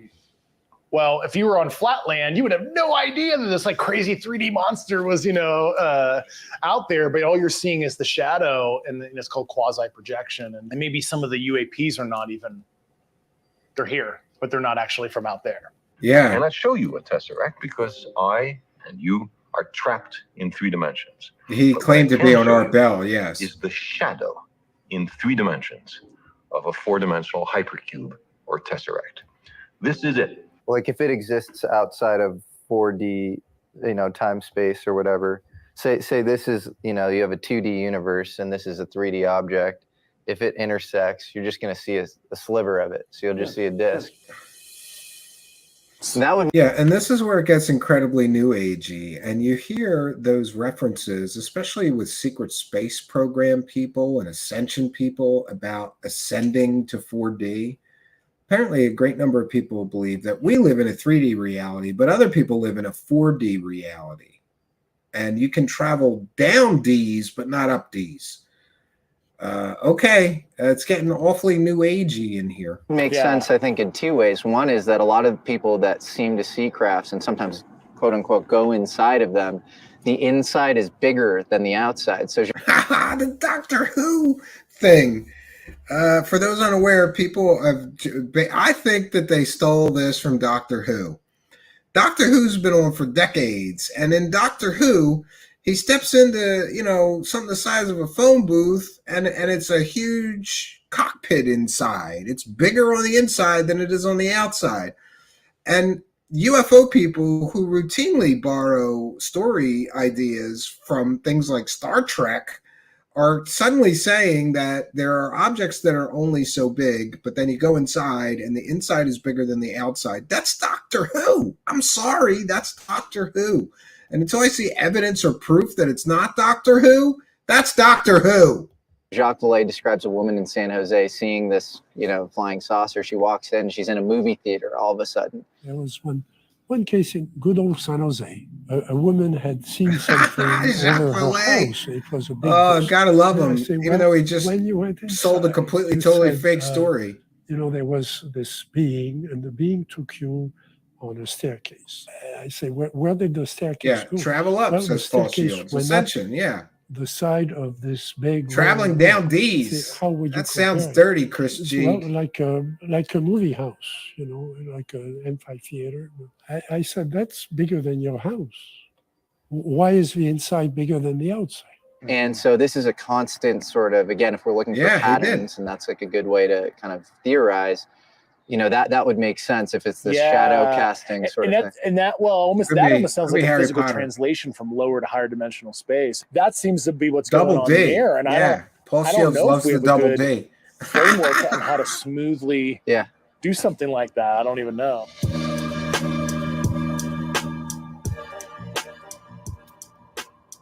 I think if anyone would know about aliens on Earth, it would probably be me. He's topping on the alien bandwagon as of the last 2 days, by the way. He did, and then he goes, somebody should win PSYOP of the Year award or something. So I think we should have a PSYOP of the Year contest, says Elon Musk. And yeah, if anybody were to know about aliens, Elon Musk would be a person that would know that. After all, he's outside of the government's control, and he has actual spacecraft and all this intelligence and all those satellites up there. If anybody would know if we're being visited by alien spacecraft, it would be Elon Musk, and he sees no evidence of aliens. At least that's what he has said in previous statements. I don't know what it's like. What do you think, man? What's your take? He was just writing the first tweet of like, I'm not gonna say they're aliens, but like, I'm not sure what's going on with him. I think he's probably a little pissed because he's using chemical propulsion. Yeah, exactly. Combustion-based like propulsion. Yeah, come on, we need the Howard Hughes of our generation to. Yeah, and by the way, if there was any better propulsion systems, I would think that Elon Musk would be on top of them instead of using, 100-year-old rocket technology. Get access to the good stuff.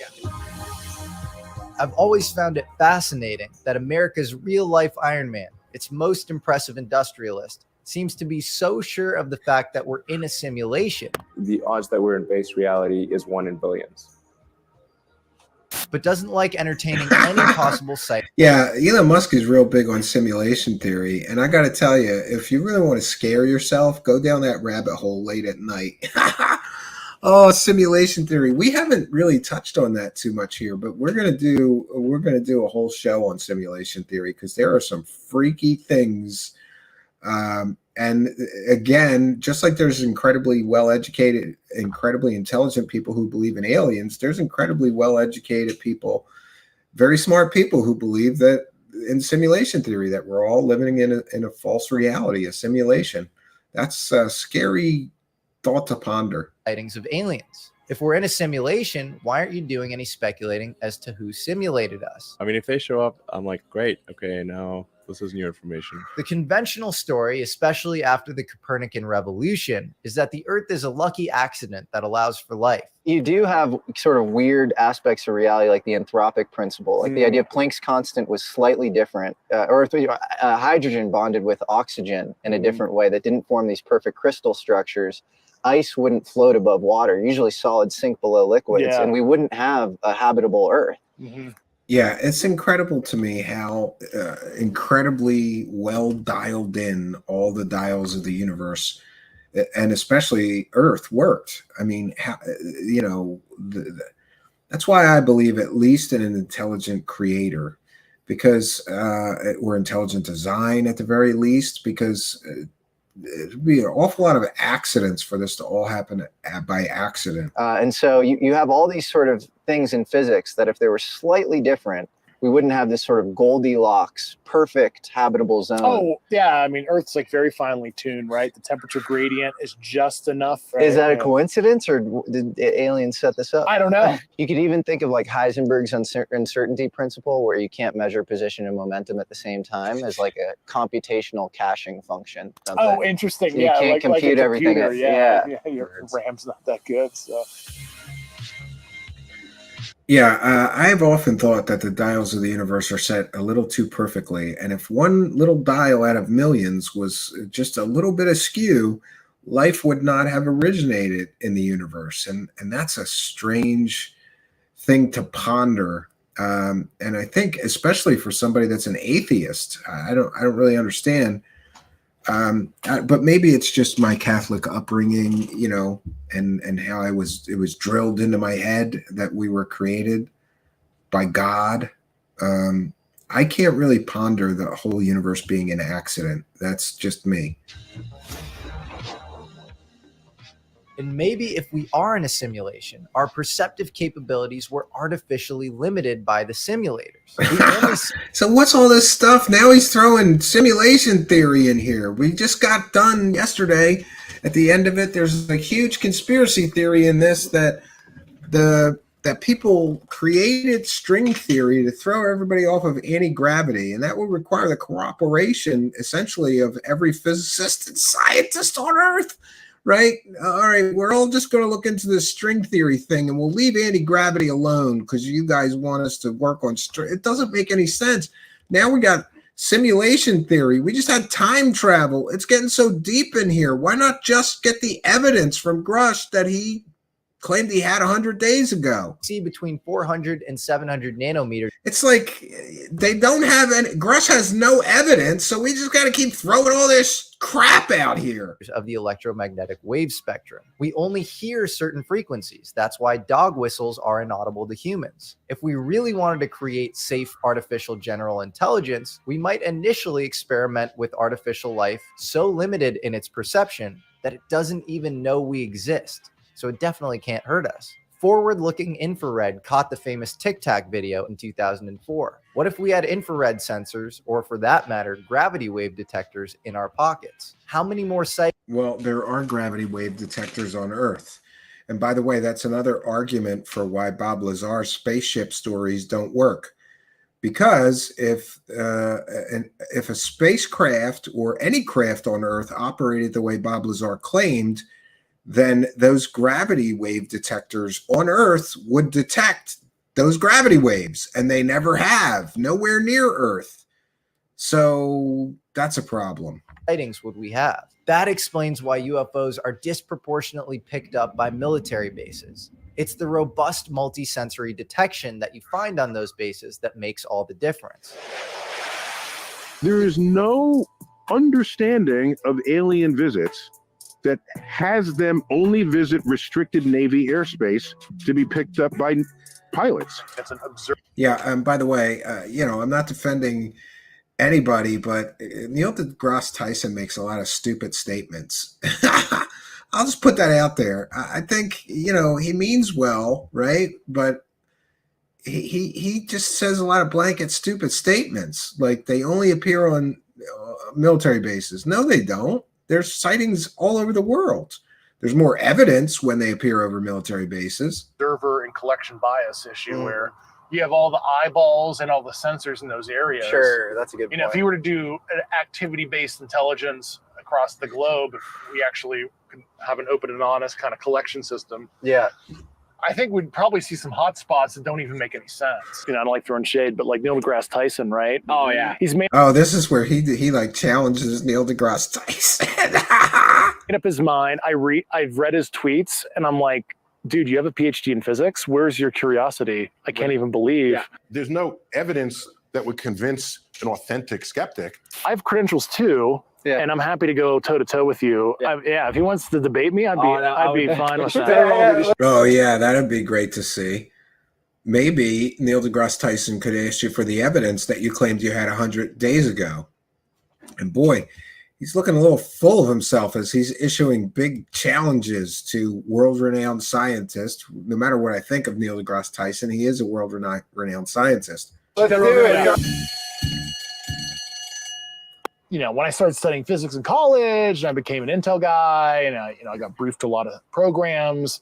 I figured, I would know if it's a thing, and I kind of ascribed to the Enrico Fermi thing, where wouldn't it be obvious when they just be flying around and they wouldn't care and they would just land and say hello? Yeah, but that's like an overly simplistic. Totally. Thought, humanistic too. Very humanistic. Humanistic. You're assuming that they have the same kind of. Okay, so he's making excuses for a lack of verifiable evidence of alien visitation on Earth. This is the mental gymnastics that you have to do. Of intent in us, you assume they operate in the electromagnetic spectrum that we can observe normally, and then also you're assuming that they would want. I agree, Sandy. That's my personal belief. Kind of interaction, and are not doing cover concealment techniques where they're obfuscating their activity because maybe there's observing us for some purpose. Or what if they're von Neumann probes, right? Do you guys know von Neumann probe? No. Von Neumann replicator. No, there's actually Which is another like one. self-replicating tech that's disposable. By the way, this video was made with this content creator's friend, and there is a new documentary that is being prepared with the other YouTube channel that worked on this interview. And I have something that I could share about that. This Jesse Michaels says, could not have done any of this. This is the person who created this video without At Yes Theory, their friendship and incredible production team. Stay tuned for their UFO documentary with Grusch and others coming September 24th. So that may be the documentary deal that we correctly reported Grusch had before he ever went public. And by the way, just so everybody is aware, this Jesse Michaels and Grusch have been talking, according to Mr. Michaels, for several years now. Take from that what you will. So Grusch has been talking about aliens for a long time, apparently.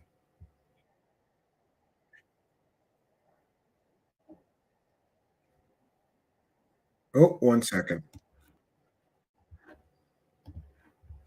Yeah, and by the way, I have a very important question for Mr. Michaels, Jesse Michaels, who created this video. Did you pay Dave Grusch for his participation in this video? I mean, after all, you're going to make what, between $10,000 and $25,000 from this video? Are you going to? Did you pay him, or is he profiting from this? Organism, like I think the big is the other content creator. I believe seen here in the black shirt, who's creating a UFO documentary with Grusch and others, going to pay Grusch? These are valid questions. Mystery is, how does chemistry turn into biology? And we have these people that say, oh, it was just this primordial soup, and you had all these chemicals kind of like floating around, and they've done experiments like this and never been able to recreate life through those experiments. And it's a really open question, like how did could be life soil form? up in 900 AD. And I think it's probably much more trippy and interesting than like just a chemical soup. Just the chemicals happen to bond in a certain way. I can picture that, Amy Collins. The was that DNA could not have emerged accidentally from the primeval soup on this planet in just 100 million years. It needed much longer. He still bought into the primeval soup idea, but not on this planet. What he came down to was that that's there must have been interesting. some Chicago other, somewhere 420, else, where a primeval soup had existed, and there had been enough. I agree, William. For Runner. DNA to emerge from the accidental bumping together of molecules. That's, by the way, something I'm a bit skeptical of anywhere. There was actually a French kind of evolutionary theorist and philosopher named John. You're right. I don't understand quantum physics. Somehow essential to evolution. If you think about it, that makes sense. It's mutations. Yeah. You need mutation. You need genetic. All right, we'll see you later, Jester. Thanks for stopping in. You know, it's at least putting out ultraviolet. You know, so totally. Why are we worried about a Japanese nuclear spill? What happened at Fukushima and Chernobyl? You had an acceleration of so far evolution nil. due to radiation. Yeah. Maybe, and this is a very good point that William Runner raises. People always forget all the government folks and private folks that we have had looking in space for life for decades, and so far, nil. Well, they have found some exoplanets that may be promising, but they have not discovered an intelligent species anywhere in the universe, or life anywhere else in the universe but Earth so far. Which is interesting, because all these people keep claiming that aliens are visiting us. Then why can't we see any evidence of aliens out there in the universe? And that, I believe, is a fair and critical question to ask these people who are claiming aliens are visiting us. Maybe the sun is an extremely sophisticated nuclear fusion reactor that powers the Earth, and the Earth's electromagnetic field was simulated to support life. Astronauts often have to take Schumann resonance machines up with them to space. Be kind about his appearance. The electromagnetic field of the Earth. Otherwise, their bodies often malfunction. You know, if you put a frog embryo in a Faraday cage, it does not develop normally. And then, if you can change the cell gradient of like a tadpole, where you've severed the arm of the tadpole. to the cell gradients of the head cells, and you can grow a chimeric two-headed tadpole. And so there's something around kind of the Now we're talking about two-headed tadpoles. This is getting wild. electromagnetic field that is orthogonal and maybe even upstream of DNA in terms of morphology. Yeah, because they've done experiments too with plant growth around high powerful Wi-Fi routers, and that actually they don't grow right. No, it's like pretty. So it's kind of concerning. I think about the Wi-Fi in my house. I'm like, oh man, am I like cooking myself slowly or something? He's cooking himself with Wi-Fi, friends. Cooking himself. Cooking himself with Wi-Fi. Like this. Whole lot of shit. What's the name of the llama? Playboy. Playboy. I think the name of the llama was Boy. Yeah, and see, here's where it gets weird, because how can this guy Jesse Michaels be objective? He's hanging out with him and llamas, right? These guys are cooked, says Daniel from the context. Yeah, full wackadoo engaged. Yeah, we got llamas now, because that is totally relevant to this discussion. Got to have llamas. Yeah, let's hang out. Let's fly drones together. Let's go quadding together. I could be completely and totally objective about you and all of these alien claims that you've been making for 100 days now with no evidence while we're hanging out and palling around together.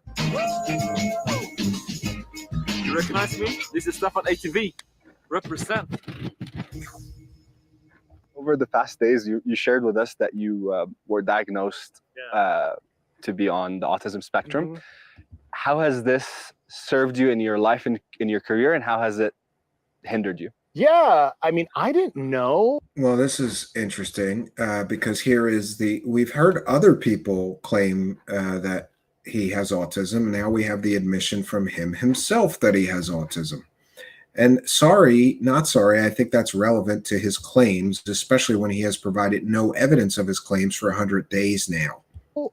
You know, that I was autistic until I was like in my early 30s. So, I mean, it served me well in the government because I was super good at, doing intel and like, Dave, we want you to target this facility.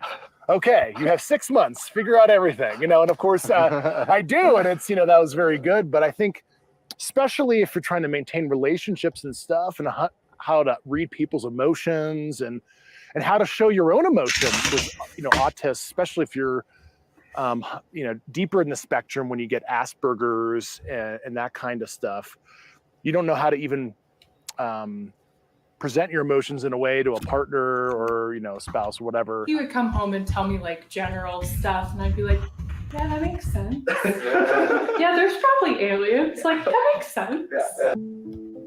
Well, that's interesting. And now he's including his wife, I suppose, right? Unfortunately, Dave can't talk about the backlash he's received from inside the government. Oh, he can't talk about that, right? But then we have the grifter selling his story who have talked about that, right?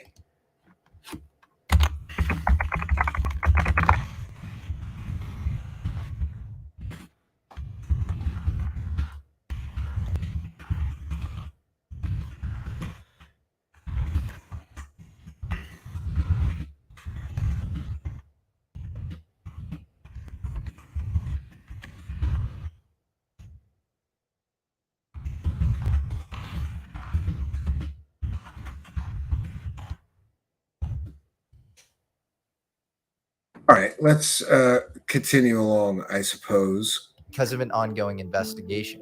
But a good example of a pretty despicable marginalization attempt from the outside was an article written a few the hit piece. Listen, we're going to go, do we have to go over this again? This was not despicable. This was not a hit piece, Jesse Michaels. All the people selling this story forgot and lied to everybody, even claiming that Grusch had no mental problems. Then a real reporter looked into it and found out that he was a mental patient and correctly reported, factually reported that Grusch had mental problems. This was not a hit piece. This was accurate, factual reporting, which, by the way, was purposefully left out of the story by everybody selling Grusch's story because they knew that people wouldn't believe a guy making alien claims with no evidence who was also a mental patient.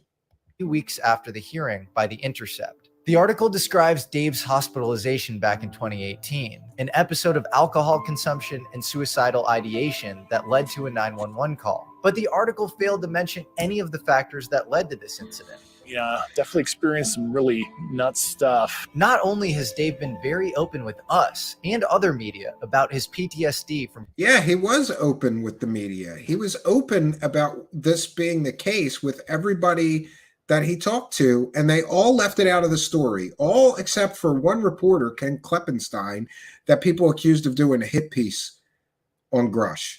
He didn't do a hit piece. He told the truth when everybody else selling Grusch's story lied by omission. Combat experience and having a close friend die. Well, here we have claims of combat experience. So that's a claim that we can check with the DOD and the Pentagon. We can check what Grusch's, or we can at least attempt to check on Grusch's military career and what combat experience he had. Here we get a big claim that Grusch has combat experience. While on duty. I had a friend of mine who died doing the same stuff I was, 6 months later, going to the same locations. He's also discussed all of the suffering that's resulted from that experience and the proactive techniques he's used to heal from that trauma. So like EMDR therapy, HRV breath work, all that stuff, I was not a believer, but holy crap, at least it worked for me. And I highly recommend anybody that has issues with that, maybe try some of that stuff, because it seems kind of non-traditional, but it was very valuable. Critiquing the substance of Dave's argument, saying that they're high level or secondhand, that's all within the public and media's right. But this was a clear cheap shot, a low blow, and one that I suspect was probably driven by a political ulterior motive, concealing the truth. Oh, come on. They're gonna put him together with real whistleblowers like Snowden, who violated all their NDAs, who broke all the security oaths and provided a mountain of evidence of the claims he was making as a whistleblower. You can't compare Snowden to this man who has come forward, got documentary film deals, I suppose is making money, and 100 days in has not provided a single shred of proof of all of his alien and UFO and alien body claims. That's extremely problematic, if you ask me. People like send me memes or like TikToks. I'm like, yep, that's mine. Have you, in your time in the Navy, have you ever seen something that you couldn't explain, or something that... We have a cabin up in the mountains, and our former neighbor, he was so interested in UFOs, and he moved to Roswell, New Mexico, because he wanted to be close. He claimed he did see something. Another completely and totally disconnected UFO story.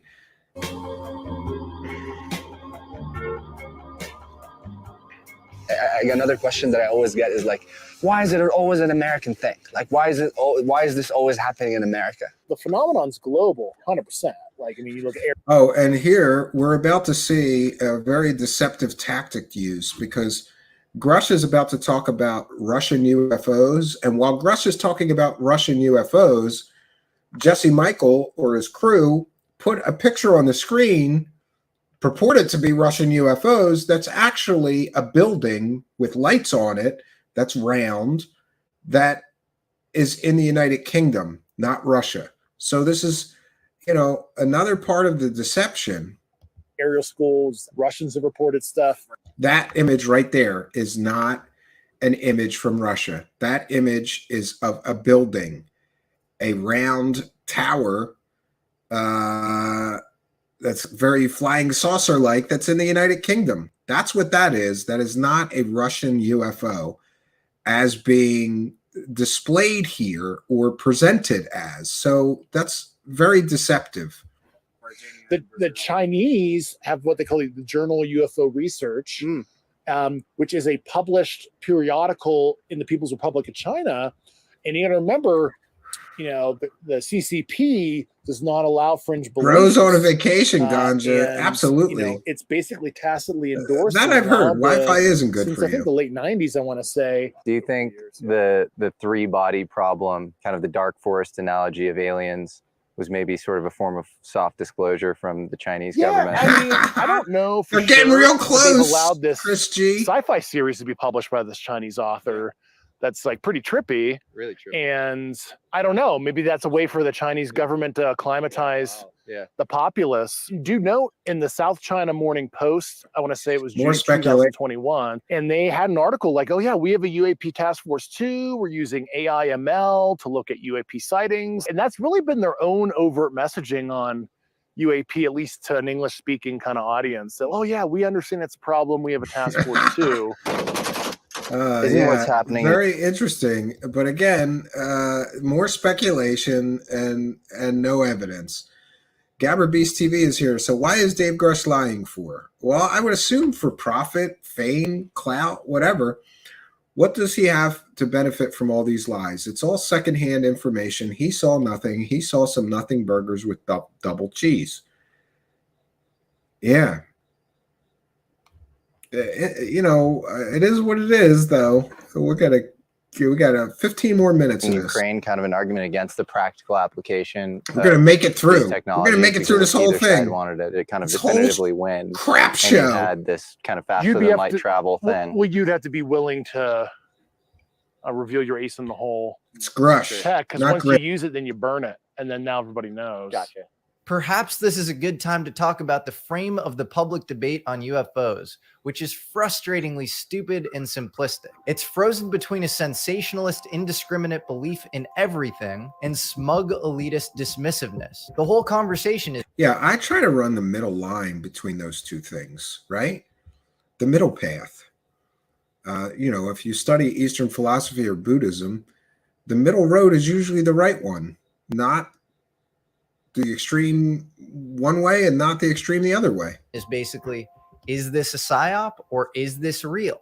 The answer is it's both. Those two things aren't mutually exclusive. In fact, if the phenomena is real, there are more likely to be psyops surrounding it. And those psyops are going to be more effective if the phenomena is real. And if there are vehicles in the sky running... At least he admits there are sometimes UFO-related psyops, because after all, the Paul Benowitz case, if nothing else, proves 100% that the United States government runs psyops involving UFOs and alien disinformation. And they did so to hide their top secret projects. Circles around American state-of-the-art fighter jets. Do you not think the government would try to get in front of that narrative and at times use it for its own purposes? We know the Air Force tried to marginalize UFOs with Blue Book, but later in 1979, the Air Force drove a man crazy by playing up his belief in aliens. Paul Benowitz, are you familiar with him? I've heard about it, yeah. He, saw some strange craft activity and didn't know what it was. And Richard Doty, who was an Air Force disinfo guy, at least they assigned to screw him up mentally. Yeah, he literally drove him crazy. So we know UFOs are part psyop. That's old news. The real question is this only a psyop? Because if it is, it cuts against everything we know about our pretty dysfunctional government. It's basically the best psyop of all time. It runs across government agencies that don't always get along. Presidents on both sides of the aisle, fighter pilots and radar operators who adhere to a culture of humility, and of course, hundreds of thousands, if not millions, of average civilians. The null hypothesis that this is purely a psyop is almost harder to defend than just admitting the existence of non-human intelligence. But you shouldn't blindly trust me or Dave Grusch for that matter. Do your own research. After throwing like 100 disconnected stories that have nothing to do with Dave Grusch's original claims or allegations, now he's telling us don't trust anything we say. After making the hard case that UFOs and aliens are here for an hour and 40 minutes, now he's telling us don't trust anything I say. You have people like Steven Pinker who are like, this is the best we've ever had it. I think that's BS. So maybe violence is at an all-time low, but it's because we have nukes now. So any war is mutually assured destruction. And so if there's a world beyond the material world, and that can somehow be accessed or communicated with in any possible way. It might be sort of a crazy Hail Mary, but you got to throw the Hail Mary now. Yeah. You can't run the ball. I can't run with the ball. Something you would like to say directly to someone On the program? Yeah, I know if you're on the program, I understand empathetically, you know, the risks, what you put yourself through. We're trying to create a time where we can get this out there, recruit better people, hopefully protect those who want to go forward. If you want to go forward, there is a legal process, either through PPD-19, if it's an intel thing. Yeah, we need more. Why does he need any more whistleblowers? He's already got 40 of them. This is a strange thing.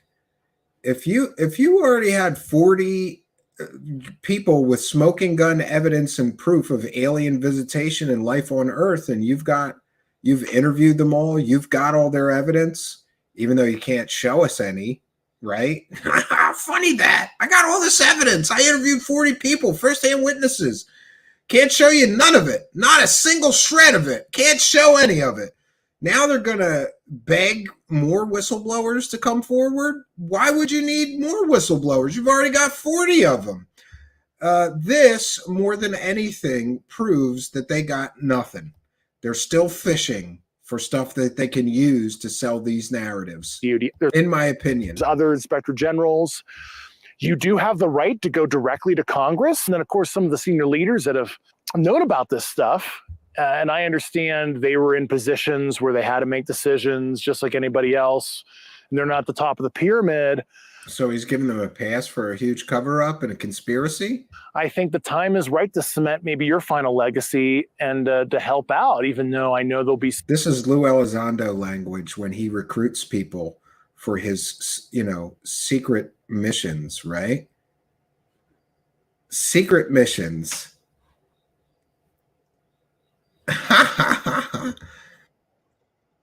Oh, no. Jaime Maussan is unveiling aliens. Oh man, what is that? Shane, UFO Shane just sent me a very funny video, but I don't know that I could play it. Oh, I can if I mute it.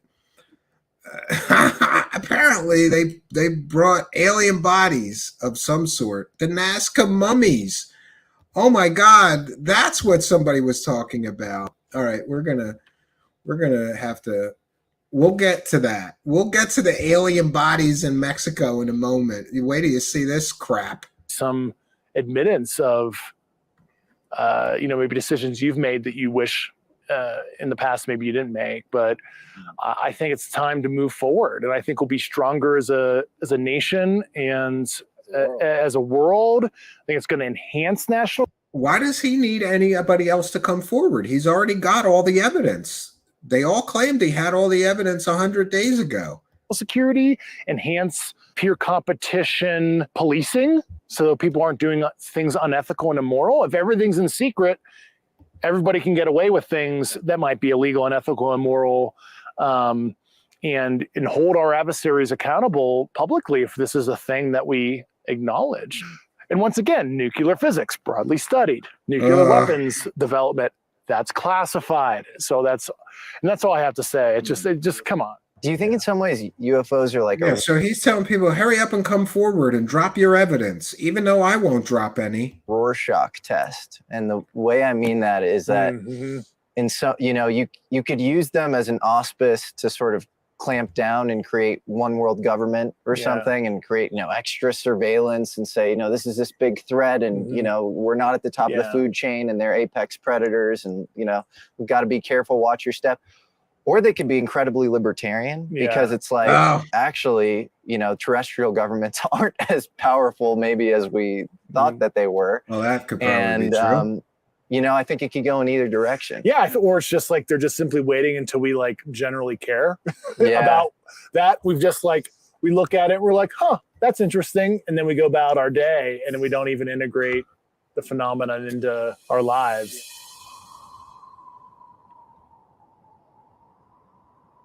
In terms of people's reaction to this, look, I'm angry about possible white collar crime, especially this, you know, people possibly being driven crazy or to their death. That's horrible. Yeah. And then I also think on some level, people are too focused on government kind of recrimination. It is time for. Oh, wow. This is just, how much more are they going to throw at the viewer here to try to prove Grusch's claims with no evidence? Transparency. Yeah, everybody wants everybody to be transparent except for the talking heads. Why doesn't Dave Grusch release the Dopser documents and be transparent? And not on the fact that this is the nature of reality. These things might make you a biblical literalist. Ezekiel saw the whale, baby. First chapter. I'm with you. Do you believe that the phenomenon is the next big great religion in the world? Yeah, basically. The phenomenon has probably already influenced all the other religions already. So it's just maybe we're looking at the source code. If you're looking at the source code, we're at the graphic user interface level. It's like IP header, and we're finally getting into the information flow. In her book American Cosmic, Diana Pasulka makes the pretty convincing case that many seemingly divine contact experiences in the past could have actually been what we now call UFO experiences. Just take the case of St. Francis of Assisi. His close confidant, Brother Leo, documents the experience, describing sound and fury creating atmospheric sparks, a spinning disc, telepathic communication. More strange science. The disc. And then Francis is wounded. We gotta have more strange science. Francis interprets because we don't got any evidence as the stigmata of Christ. But Pasulka speculates that maybe this was just radiation damage from a UFO experience. You're right, Emily. Praise the aliens. Reasonably Emily religious, but nothing Louise, praise the crazy, aliens. kind of average. Studied physics. I became kind of agnostic. I was like, I don't know about all this kind of woo-woo, stuff that the church espouses and stuff. And then, oddly enough, I've kind of come full circle in some sense where there is this higher sentience. There seems to be, I think we're created beings in some manner, whether it be some panspermia from little g gods or big G God. I think about the people, the journey I had, and the most random people that I've known that were placed in my life like 14 years ago, shut the door of my office at NGA and were like, look, dude. And, they started telling me all this stuff that I was, and they brought these like crazy intel reports. I guess I was kind of the right guy that was chosen to do. Oh, here he's the chosen one, friends. He's the chosen this one. thing, I guess. But so yeah, I've come full circle in my belief system. He's the chosen one, the UFO Messiah. For me, it's inspiring because it's like this idea that it's just, eat, drink, and be merry or whatever. Yeah. You live, you pay taxes, you work a job, and then you die. Yeah, that's meaning to life. And just like the Vatican Observatory saying, yeah, we're like cool with other sentient life that shows God paints like a, Yeah, bring the Vatican in again. The last time he brought the Vatican in, it was when he was talking about a complete and total fake story. Brush and that's pretty cool. And the Catholic Church is very accepting on that, and it just shows that's true. God's providence and God's creative powers. If there's actually other interesting sentience besides us, it's like what was it? In the movie Contact, it's a total waste of space if it's just us, right? It's like the famous line in the movie. Yeah, what is your great communicator? Probably one of the best. Yeah, he also met a lot with Kit Green towards the end of his career. It was CIA guy very into UFOs. Yeah, you were telling me that. I didn't know that. You can count on Jesse to tell you these weird facts. I thought I had a lot of useless knowledge. No, but this guy's like, good to hear that. It's not useless, but it's pretty it's pretty useless until now. This is like the mega interview we're covering. Oh my gosh.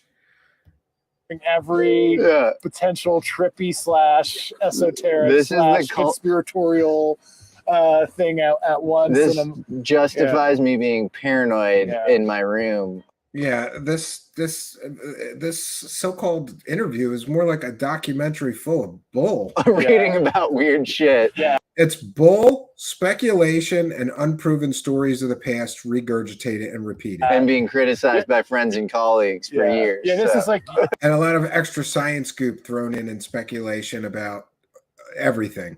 This is more you educating me than me saying anything for some interview or whatever right now. So So it's kind of cool. Yeah, I'm always learning something when I'm talking to you, and sometimes I'm like hanging up the phone, you call me, and I'm like, I don't know about this guy. Like, he's going crazy. I think he's like, yeah. And these two have been talking and friends for quite some time now. That's a little suspicious to me.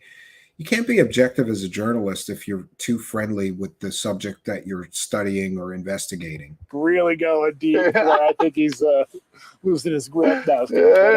Yeah, but oh my god.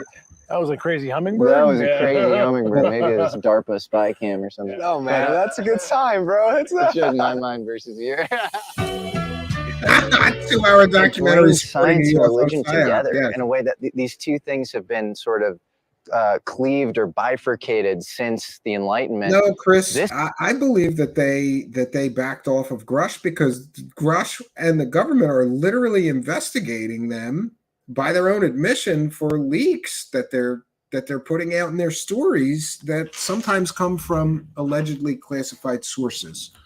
So I think they had to hand off the Grusch story to others because they were already under investigation for his involvement somehow, for their involvement with him somehow. This could possibly reconcile those two things, which would be absolutely amazing, where you could read the Bible and you could say some of this stuff could actually happen in the context of aliens. Panspermia, creationism, this might actually prove certain. Exactly who I want to know. You know, when I'm wondering how the world was created, I want to hear from a mental patient who's talking about aliens and alien bodies with no evidence for 100 days now. Religious texts and what they've espoused with, like, little g gods. And at least for me, spiritually, at least my belief system, it certainly opened my eyes to the universe is not clockwork. Everything we see in our day-to-day life is not everything that exists. And if there's that's true.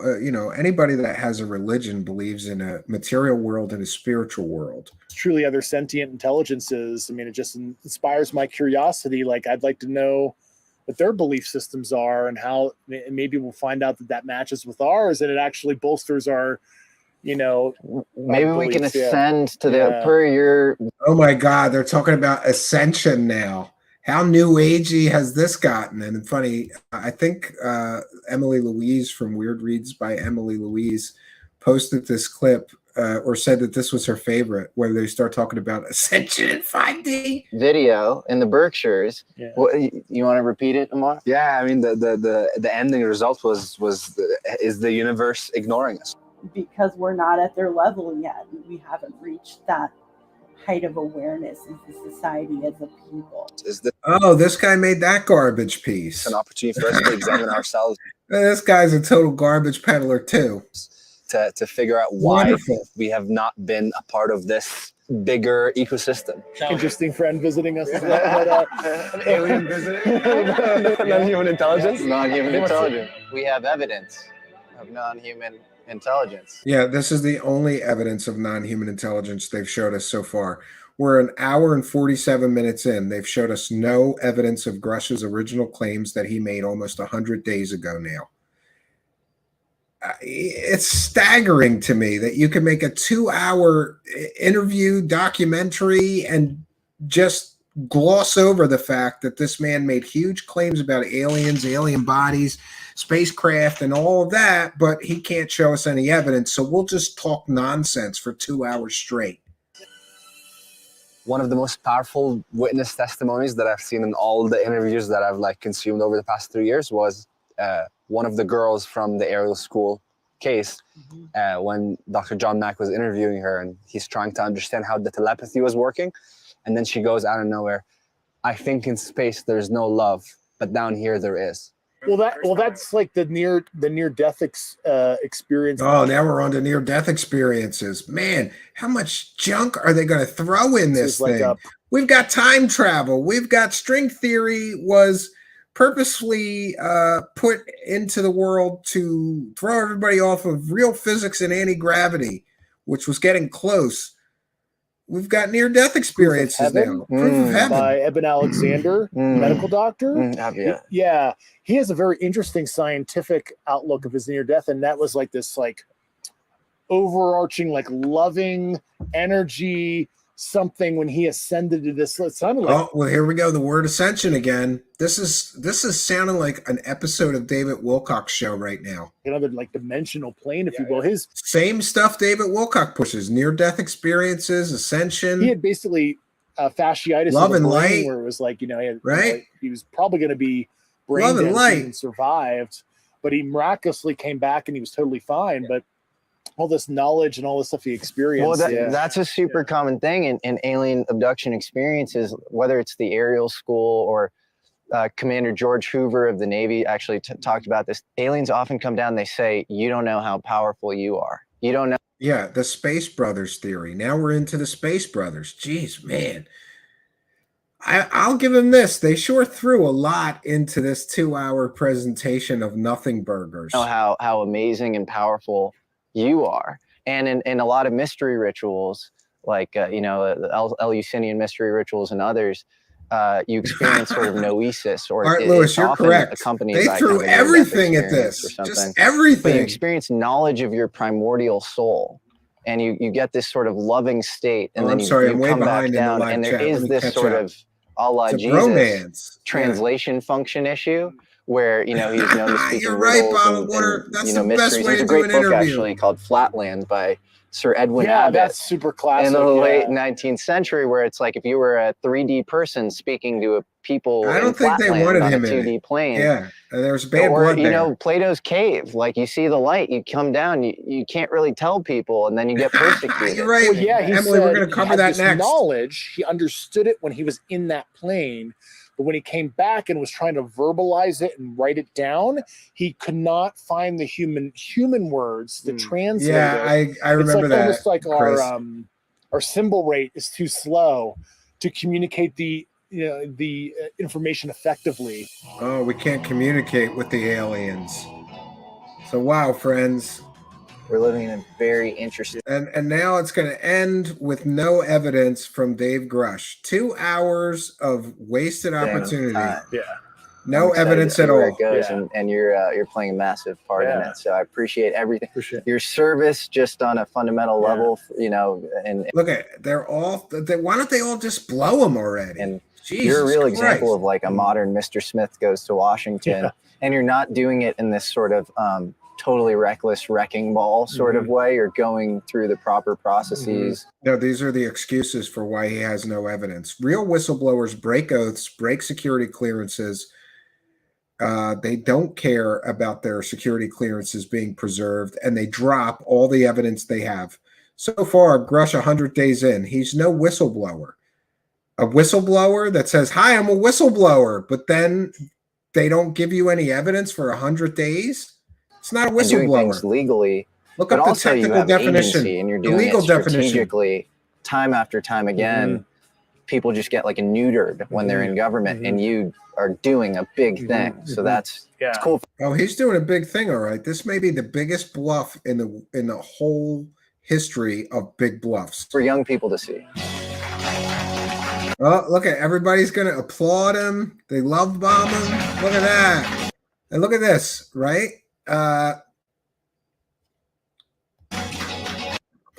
Look at the special thanks. Stefan Taylor, Gary Nolan, Eric Weinstein, Jacques Vallée, Robert Hastings, Michael Masters, Diana Pasolka, Nick Cook, and Paul Shatskin, many of which are, well, not Eric Weinstein, but the rest of these, Gary Nolan, Hal Puthoff, Jacques Vallée, Robert Hastings, these are UFO people, right?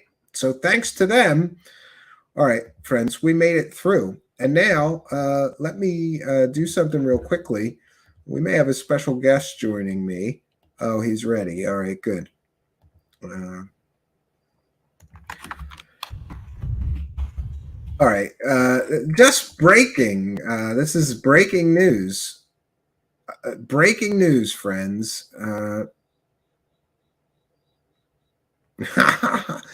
And here we have more people. Cambian and other journalists cannot cross-check David Grusch's claims because they don't have Section 10 or 50 clearance, so can never be told anything, not even a hint. It's a shame you're too stupid to know how legal framework is for whistleblowers and security clearances. If you had half a brain, you would know that he has given to the ICIG can be told to the public. Oh, nothing he has given. Go do some homework on the topic. And they have a ribbon. They have a ribbon. Yeah. So I don't know if you heard this, but apparently at the Mexican UFO hearing, Jaime Maussan brought 2 boxes with alien bodies in them. I'm not making this shit up. And we're going to bring you the details of that. And joining us to do that, the master of Twitter Spaces, who, by the way, I love and hate Twitter Spaces because I started listening to them while I do other things.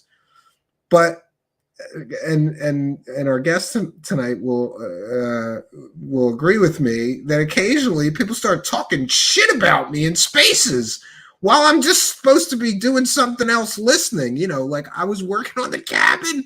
Somebody kept saying all this stuff that wasn't true about me and trashing me in the space. So then I have to get my phone and then I'm going to set this record straight and talk on this space or whatever. And our guest tonight hosts these spaces. Here we have UFO Shane. Welcome. Yeah. Thanks, man. Can you hear me all right? Yeah. Hold on. Why am I not getting the side-by-side? There we go. All right. I had to wear this, because I went against the Mexican Congress, so people want to dox me now. Before we start, though, once again with the Grifter 9000s, get this maybe started. All right. Well, I do have that video that you shared, but it might have copyrighted music. So let's just watch this and show this to my audience, and then we'll explain where this shit came from, because this is hysterical. Jaime Maussan, the most grifter in the world of UFO grifters, with the possible exception of Third Phase of Moon, who has hoaxed more things than anybody in the world of UFOs, with the possible exception of Third Phase of Moon. He just hauled 2 boxes with what he said was alien bodies into the Mexican hearing on UFOs. And this is incredible footage that we have here. 1 second, we're gonna bring it to you, friends. I'll get ready. Shane, you gotta tell me, what was your reaction when you first saw this? Yeah, so I was in a space talking about just what's going on with ufology in general, and then a friend of mine sent me the link, and I was like, "There's no way this is true." There's no way he did that. Yeah, because we'll get into it. why I couldn't believe that they did this either. Because first of all, there are human remains included with this. So here's Jaime Maussan talking, and he's got some aids, and they got boxes. They got boxes of alien bodies, friends. There's the alien bodies. Chestnut coffins, man. And then, this is the thing. And so people started coming up in the space and arguing with me about it. And I said, well, if you'll notice in the nest, I've listed 46 other lies this man's told that do include the mutilation of human remains and botched taxidermy to promote his grift. And I'm getting shit on from all areas right now on UFO Twitter, dude. People are like, they're real. How dare you? I'm unfollowing you. I can't believe that everybody missed this hoax the first time. Yeah, Nazca mummies, man. For those unaware, this is the Nazca mummy hoax, in which it was proven that essentially or allegedly Jaime Maussan paid some grifter friends of his to glue together a bunch of human and animal body parts with plaster and make them look like aliens. Somebody robbed graves to get human body parts to do this. That's somebody's grandma or dad in a box right there. You know what I mean? Or pieces of them. There's pieces of multiple bodies in each of these fake alien mummies. These are not alien bodies. These some grifty grifter robbed graves to get human remains, body parts, bones and skeletons, and then they used plaster and animal parts to glue them all together. And Jaime Maussan just walked this abomination into Congress in Mexico, claiming that they're alien bodies and that they have reptilian DNA. None of that is true. And none of that is true. Someone told me, they said, well, the DNA evidence proves that they were alive. I'm like, yeah, I'm not sure if you're aware of this, but humans animals were alive at one time. It's not like mummies are new. Even if that's your evidence. Oh, these body parts were alive at one time. It must be aliens. No. Really? Of course They were alive? at one That's time. so crazy. I've never even known what that means. Like, what's being alive mean? Like they were the believer. I can't believe people are lapping this up as real. Oh, Patty, they are not just lapping it up. They are drinking it through multiple straws. This video is pseudoscience conspiracy diarrhea. We covered this hoax. At the time that it happened, we covered this. We had a series on people who grift with human remains. And we included Stephen Greer with the Atacama humanoid. We included Lloyd Pye with the Star Child skull. Yes. And there's so many people that have grifted off of human remains, claiming that they were aliens somehow when it clearly were not. People want to believe so badly that the problem is that you want to believe so bad. Like, I'm an experiencer, man. I've been on your show talking about what I saw. I want to believe too, but that doesn't mean that I should write off 46 lies from this guy. Yeah. And then just assume that this is on the 47th or probably the 500th time he's telling the truth. This is total bullshit. This is just there's no way this is true. And people are just mad. Don't you think? Listen, if it was my decision solely to make, I would criminally charge Jaime Maussan with desecration of a human body. Do you think that would be fair? Dude, I think it's even more fair to go deeper than that.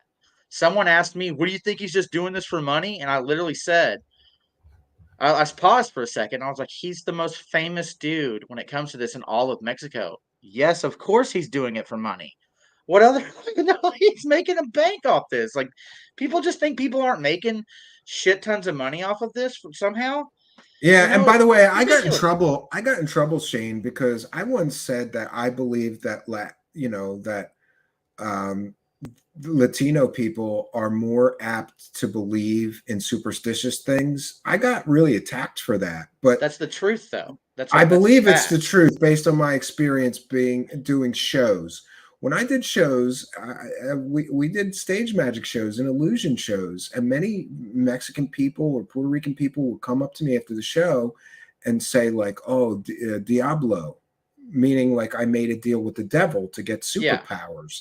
They believed that it was real, and I just pretended it was tricks or something. Like, that's just been my experience. They're a little bit more, I don't want to say gullible, but they believe in superstition more. It comes from how you're brought up, right? Yeah. I mean, come on, man. My grandmother was super superstitious. Like I'm Sicilian. My Sicilian family's super superstitious.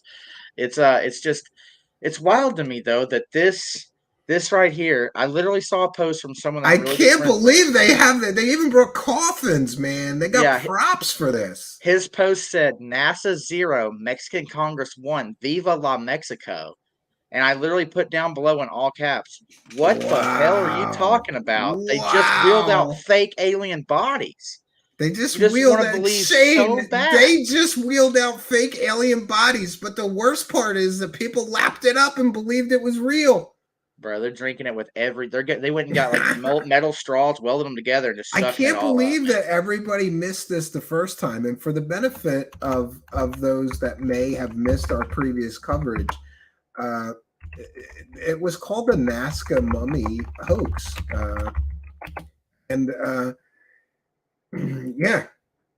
Nazca humanoid mummies. There's videos about it being a big fraud. It's such a joke, man. Like, come on, man. Do you think someone told me too, they said, what if they're using Jaime Maussan for disinformation? I'm like, well, what's more apt to believe? That this stuff was found and that the government didn't just put it in a warehouse somewhere, or they were like, all right, now we begin this extremely long disinformation campaign with Jaime Maussan. Like, you're just making shit up at this point. Just like this is made up bullshit. It's such a joke. I look like this is going to damage all of ufology, just like a lot of this stuff doing. Where I can't believe that they wheel those things in. And by the way, this is a very credible story that debunks the entire thing. I'll put it in the description of the video, and I'll copy it into the live chat. Mysterious three-fingered mummies from Peru are not human, scientists claim. There it is. Right? Well, don't read past the title, though, right? You don't want to look. Yeah, don't read past the title. A Russian scientist, who, by the way, isn't a real scientist, claimed that strange alien remains unearthed. Oh, by the way, this isn't the debunk. This is the actual article. This is the actual original article. Others are skeptical, pointing to the fact that the video's creators are trying to charge people to download information from their website. It was all a money grift. And there's Metabunk detailed analysis by Mick West, which is correct. A documentary from Gaia claims that what looks like a mummified corpse is evidence of a new species, possibly of extraterrestrial origin. Yeah, it came from Gaia. From Gaia, man. The most credible of all sources. Yeah. Gaia. The fetal pose of the three-finger mummy is also consistent with the typical pose of genuine mummies, which were bound in the bundles of cloth. And here are some other images of mummy. A modern fake mummy created from a combination of human and animal bones, created for the show. So this whole myth of these fake aliens was completely and totally destroyed as a hoax. I can't believe that these people are wheeling that. They said it to Congress, dude. They said we're going to put this. We're going to put these. All in. This is. Dude, you got to admire. Oh, I'm sorry, I can't play the audio. No, you have to admire. I've said this before. You have to admire the grift spirit here. They're like, yeah, dude. Let's wheel them fake ass. Let's wheel those fake ass aliens into Mexican Congress. We'll get some coffins. We'll do it up. And what is that? They're sitting in sand or something. Look how nicely stained they are. There's some nice cabinets with them. There's some nice caskets. Yeah, nice coffins. I can only hope that I get buried in something that nice. Jeez. I think that's like silk pillows. People are complaining about where your walrus is, man. Yeah. Oh, I don't have it up right now. Yeah. Like, I don't have a plushie of my walrus behind me. I'll get one. I keep saying I can't believe they wheeled fake bodies made out of glued together human body parts into a government office. This is crazy. Somebody better get arrested. I'm calling the Mexican government tomorrow. I want to know who's getting arrested for the desecration of a human body, multiple human bodies, to create this fake Now it was story. Human. It was human remains and animal remains. UFO Shane, guess who's down there in the same room with him while they're doing this? Ryan Graves. Ryan Graves is in the same room. He went up next after this. Doing this with the alien bodies. Ryan Graves is sitting in the same room while they're unveiling. Boy, nothing says credible like being in the room when Jaime Maussan wheels in the fake aliens. Oh my God, this is gold. Ryan Graves, you clown. You're a clown. He got his free trip down to Tijuana, man. Remember, Shane was very upset that Ryan Graves would accept this invitation. And I said, like, if you're gonna like work with Jaime Maussan, you gotta expect that some weird shit's gonna happen. And it Look did. at this. Ryan Graves is in the same room watching this. Where's his comment? Condemning the use of alien and human remains to fake stories about aliens and make money. Everyone keeps saying the same thing. I'm going to wait for the analysis. And so I asked Gary Nolan, and then a friend of mine who knows Gary asked Gary Nolan. Then Gary started posting about it, and he's like, he won't touch it with a 10-foot pole. He's using his usual Gary Nolan stuff, where he's like, there's enough experts on this. It's already been disproven 1,000 times. Like it's and by the way, does it look like real aliens? By the way, I believe that there really was some sort of investigation by law enforcement into this. So that's why I'm doubly shocked. I really, from the best of my knowledge and recollection, there was some kind of investigation because they were stealing body parts from protected archaeological sites, and you can't do that. It's totally illegal. So this is why I'm so shocked and surprised that he pulled these things back out. And he must have been keeping them in his basement or something. This is years ago. With the original article, this is 2018. So it's like 5 years ago now. It's such a joke. Like this is the thing about ufology, though, is like there are legitimate cases of legitimate things that are legitimately crazy and unexplainable, but this is what we get. We don't get Pascagoula. We don't get like deep dives into other cases like Sigmund Adamski and things like that. We get this. We get Jaime Maussan wheeling out fake alien bodies to the Mexican Congress, and everyone just laps it up. I'm getting it. And by the way, I did find this. Look, archaeological frauds threaten Peruvian cultural heritage. I read that too. Yeah.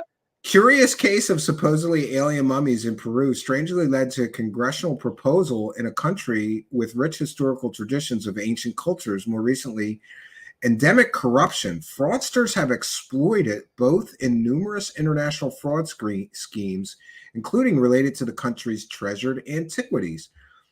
In 2017, that's when the story is from, so it's 6 years old, Gaia began promoting a video series, Unearthing Nazca, that suggested researchers had discovered a potentially extraterrestrial mummy in the Andes region of South America with an elongated skull and only 3 extended digits on each hand and foot. Initial teaser video enticed videos with a pay. You had to pay for the series that included experts analyzing the mummy they named Maria, that bore a striking resemblance to another Nazca mummy promoted by Peruvian YouTuber. Wow. Eventually, Maria, Stephen. And here's what happened. Eventually, in late 2018, then Peruvian Congressman Armando Valenzuela proposed a bill to officially declare the investigation of the Nazca mummies an item of national interest, which could potentially provide resources to analyze them. By the time he made his proposal to the Peruvian Congress, scientists concluded from at least 4 independent analyses of DNA samples and other mummy materials that they were modified pre-Columbian mummies. Modified mummies. The man, people's ancestors, man. Yeah, and the man who reportedly discovered the mummies had previously been arrested by police for possessing forged banknotes and gold. Fake gold. The guy was faking gold. How grifty is this? So the story is busted by real scientific analysis. These were human mummies that were modified to look alien in order to sell the story. And we want to thank Scrubby J93 for a kind and generous $10 super chat. Thank you for your kindness, generosity, and support. We're praising the cash. Praise the cash, man. Praise the cash. I still can't believe that they wheeled those suckers into the Mexican Congress. This is crazy. I gotta show that again. I'm imagining like them like bringing them there in like an armored vehicle, and it's like it's just the real deal, man. Like you know, like people just want, like I don't know why people look to the government for answers for any of this shit anyway. Like if it's real, they're never gonna tell you about it. But Jaime Maussan's definitely not one of them. 46, and I've posted to that thing multiple times. 46. By the way, Shane, just so you're aware, I had several people that are good researchers that I trust contact me after that 46 thing went around, and it's really more like 60 or 70. They missed a lot because this guy's putting out so many fake stories, and people forget some of them that you lose track. My favorite one is his documentary. It's like 2 hours long with the Italian like sightings, and then it turns out it was all balloons the whole time. Yeah, somebody told me. Oh, Jaime Maussan loves those festival balloons. If you've ever been to Mexico during a Mexican festival, they put up these big balloons, and they do look a little strange. I remember seeing them and going, "Wow, those are weird balloons," but they're still balloons. But people push those as aliens. This is crazy. They look. Shane, I'm always saying that like Bob Lazar or George Knapp or Jeremy Corbell should have went to our UFO hearing with the Element 115, right? And walked in there with balls and threw it down and said, "There's the proof, bitches." Jaime Maussan just did that with fake alien bodies. Here's the proof. We have alien bodies right here to show you. And if they're totally, completely, and totally fake. He's just dropping the mic like, take this. There's going to be days of people arguing over these being fake or not, even though this was completely busted in 2018. I'm already getting it, man. My whole feed is just people calling me a piece of crap. It's real, bro. It's real. I'm like, yeah, it's not. It's not real. I get it. I get it, though. Completely debunked as a hoax in 2018. Yeah, but people want to believe so badly, and like I don't need anyone's validation to know that a lot of this paranormal stuff is real. I've seen it. I don't know what it was, but this isn't the way to go about it. It should be actual research. You can tell Shane's about to start his own show because he's giving everybody the paranormal insurance. I do that sometimes. I go, just because I bust all these fraudsters' balls doesn't mean that I think it's all fake. I think there's something to it, or I wouldn't have such an intense interest in it all. Yeah, I just don't believe in Space Brothers and shit. I mean, my bad. Yeah. Like, my bad. I'm sorry. I don't believe in med beds. Chris G says, "There's the proof, bitches. We got alien bodies up in this bitch." I can't believe they did this. This is so crazy. Yeah, this is dude, one of the craziest things I've seen in conspiracy land. Me too. In this You were past talking. year. You were talking, watching that Jesse Michaels thing, which God, whatever. And I was like, oh man, I have to tell you this right now. Like I couldn't believe it. I was arguing with everybody at the time. It was like I'm afraid to open my Twitter up right now. Somebody said in the live chat that the Mexican Congress just showed alien bodies, and I'm like, oh, that didn't happen. I thought they were messing with me. No, I thought somebody was messing with me. And then he didn't bring one; he brought two. 2 alien bodies, 2 fake alien bodies. This is better than 1 fake alien body. Yeah, here's what someone just told me on Twitter. He didn't personally find them. It was a man in Peru, Nazca, who found them. The guy who was painting rocks to be fake gold. They were stored in the University of Ica for a while. I'm aware of this because I'm aware of this article.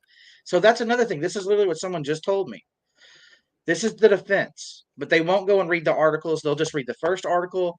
That's where their beliefs lie, and then they won't look at anything else. You have to do your research, man. You know, I want this stuff to be real more than anybody, but the fact of the matter is, there's too much fucking money involved. Yeah, watch the F-bombs. We're trying to still praise the cash. Oh, my bad. I think we can get away with a few per broadcast, so no worry. But try to not drop it. Because we have this issue going on since we've started covering Grusch critically, where they just turn the ads off, and I don't want to give them the curse excuse. So we've been actively trying to not curse so much or whatever. My gosh, Jaime Maussan, biggest UFO hoaxer in Mexico, maybe in the world, just wheeled fake alien bodies into the Mexican Congress. You could you heard it here first, friends. You could only hope to be as good of a grifter as this man. He's been doing it for what? This is the griftiest grift. This is the ballsiest, griftiest grift I've ever seen because he's risking jail time for the desecration of human bodies. Well, maybe that's the good part about this. Maybe this will finally stop this crap. I don't know, though. I feel like he'll just do it again. He has for years. So, yo, could you imagine the look on Ryan Graves' face sitting there watching this? Ryan Graves, you clown! This is what you signed up for when you decided to work with Jaime Maussan. Come on. Oh my God, I cannot believe this. I'm gonna retweet this just because, or I'm gonna quote tweet this. I'm gonna hashtag it UFO Twitter to try to tamp down. I'm gonna say complete and total hoax from 2018. Yeah. Yes. A good friend of mine just messaged me. I hope this isn't something that you're wrong about. And I was like, I don't think it is. Pretty sure it's not. I mean, heck, man, dude, all it would take for me or you is to be wrong one time, and then we have full on disclosure, but it hasn't happened yet. It's not glued together human body parts. Well, do you want to add that they were alive at one time? Because I think we need to make that clear.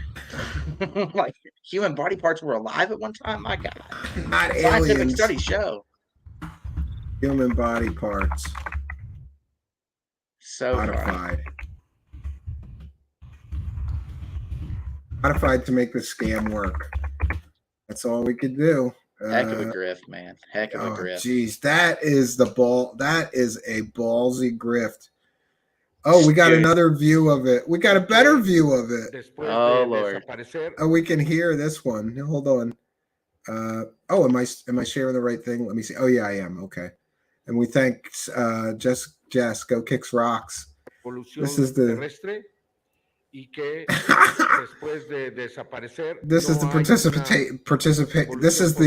presentation of the alien bodies hoaxed in Mexican Congress. Dude, they should arrest him just for embarrassing the Mexican government like this.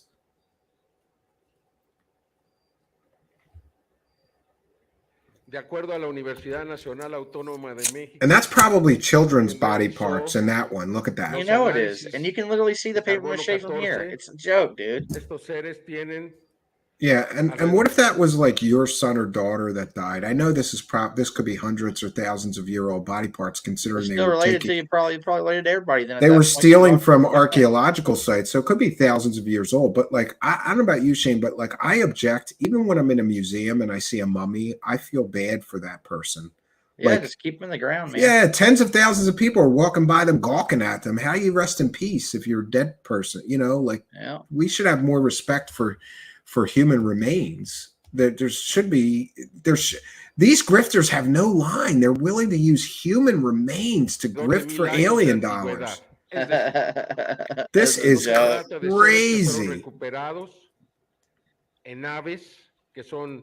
We're gonna have to get a transcript of what he said. It'll be out. It'll be out in less than 24 hours. Yeah. Wow. Well, we'll mute that and keep talking over it. This is ridiculous. This clown just wheeled human body parts glued together to look like aliens, probably children's body parts, into the Mexican Congress. Jesus God. There is no line they won't cross, Shane. There's no line. Not at all. There's not. And I mean, what the balls on this man, dude. Just the absolute. Yeah, somebody should go to jail. Somebody should go to jail for this. It's wild, man. Like, you can't make this stuff up. Like, who thought we'd be talking about this week? Not me. Yeah. Yeah. This is an unexpected development. I agree with Arden. It's the most disrespectful thing you could ever do. And by the way, Shane, if you don't mind, I'm going to cut this out and post this video separately of us talking about this complete and total hoax that was just wheeled into the Mexican Congress during the Mexican UFO hearing by known UFO hoax promoter extraordinaire Jaime Maussan, who Ryan Graves has hitched his wagon to. Great, right? And remember all those people making, do you remember those people making all those excuses for why Ryan's just doing what he thinks is best and he's trying to raise awareness? He's and all just this? trying to bring it to the people. This is what he signed up for, you stupid idiots. And people, the only people besides Shane and me that I'm only aware of a few other people that really raised alarm bells and said, Ryan Graves, you can't work with this guy. This is why we said you can't work with Jaime Maussan, Ryan Graves. This right here. That's right here. Wow. I mean, but I don't even think Ryan Graves could have guessed this was going to happen. My God. I would have left. I would have left immediately. I was like, nope. Maybe he got up and left. Yeah. You're like, oh man, all those people on Twitter His were writing about Jaime presentation was Maussan. actually right after this, Stephen. Oh my God, he had to go right after this. Yeah, dude. He's right after. How do you can't follow alien bodies and mummies, man, when you all you got is stories of like squares and circles. That's like having Dave Chappelle go up before you at a comedy night. You're not going to do good after that. Yeah. I cannot believe that this happened. Look at it. Just look at it. Looks like it does look like paper machete because it is. It's plaster. It's made out of body parts and plaster. Out of poor, indigenous children, man. Like, I don't know. It's so wrong. It's really sad that they did that. But thanks for aliens, and they were alive at one point, and the data shows nothing of this. I mean, literally, anyone should go read Gary Nolan's comments, and it's just him like with a 10-foot pole, like, nope, I was too busy. I didn't want to deal with this. I already got effed over on the Atacama skeleton, so nope. Yeah, and you're right though. I think even like imagine if Ryan Graves really did like make an assessment, like, all right, he's talked about a lot of fake stuff and pushed a lot of fake stuff, but I'll get to speak in front of Mexican Congress, and like if he justified to himself working with Jaime Maussan. But you're right, like there's no way on earth that Ryan Graves could have possibly imagined they were going to wheel human body part fake alien mummies right in front of the Congress right before he had to give his speech. Oh my God. Jaime Maussan was like, you saw some stuff on our radar, bro? I got alien bodies. I got alien bodies. Oh my God. Oh my, I think this is going to make the national news tomorrow, but they'll just do a quick blurb on it that those were fake. Well, unless they're real, and then it's going to be the greatest story of all time. I think we're safe on that one. You mentioned the damage that this does. This is why people say everything's fake, because so many of these fakers push this fake shit and they're so bold about it. And then instantly people say it's all fake. Look, these guys are wheeling fake aliens into the Mexican UFO hearing. Yeah, well, Viva la Mexico, dude. NASA 0, Mexican Congress 1. According to Masan, yeah. Here's the bodies, bitches. Oh my God. Check it out, man. This is crazy. You can't Absolutely make it up. crazy. Well, I couldn't believe it. I couldn't believe it either. When are you starting your show, UFO Shane?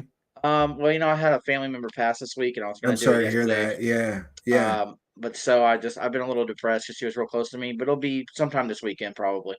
All right, because people are asking me, like, I'm like, I'm not his goddamn producer. I don't know what the hell he's doing over there. And besides, I'm a little pissed off because you already got Spaces locked down, and I don't run Spaces, so I thought you should just stay over there because I don't need any more competition, right?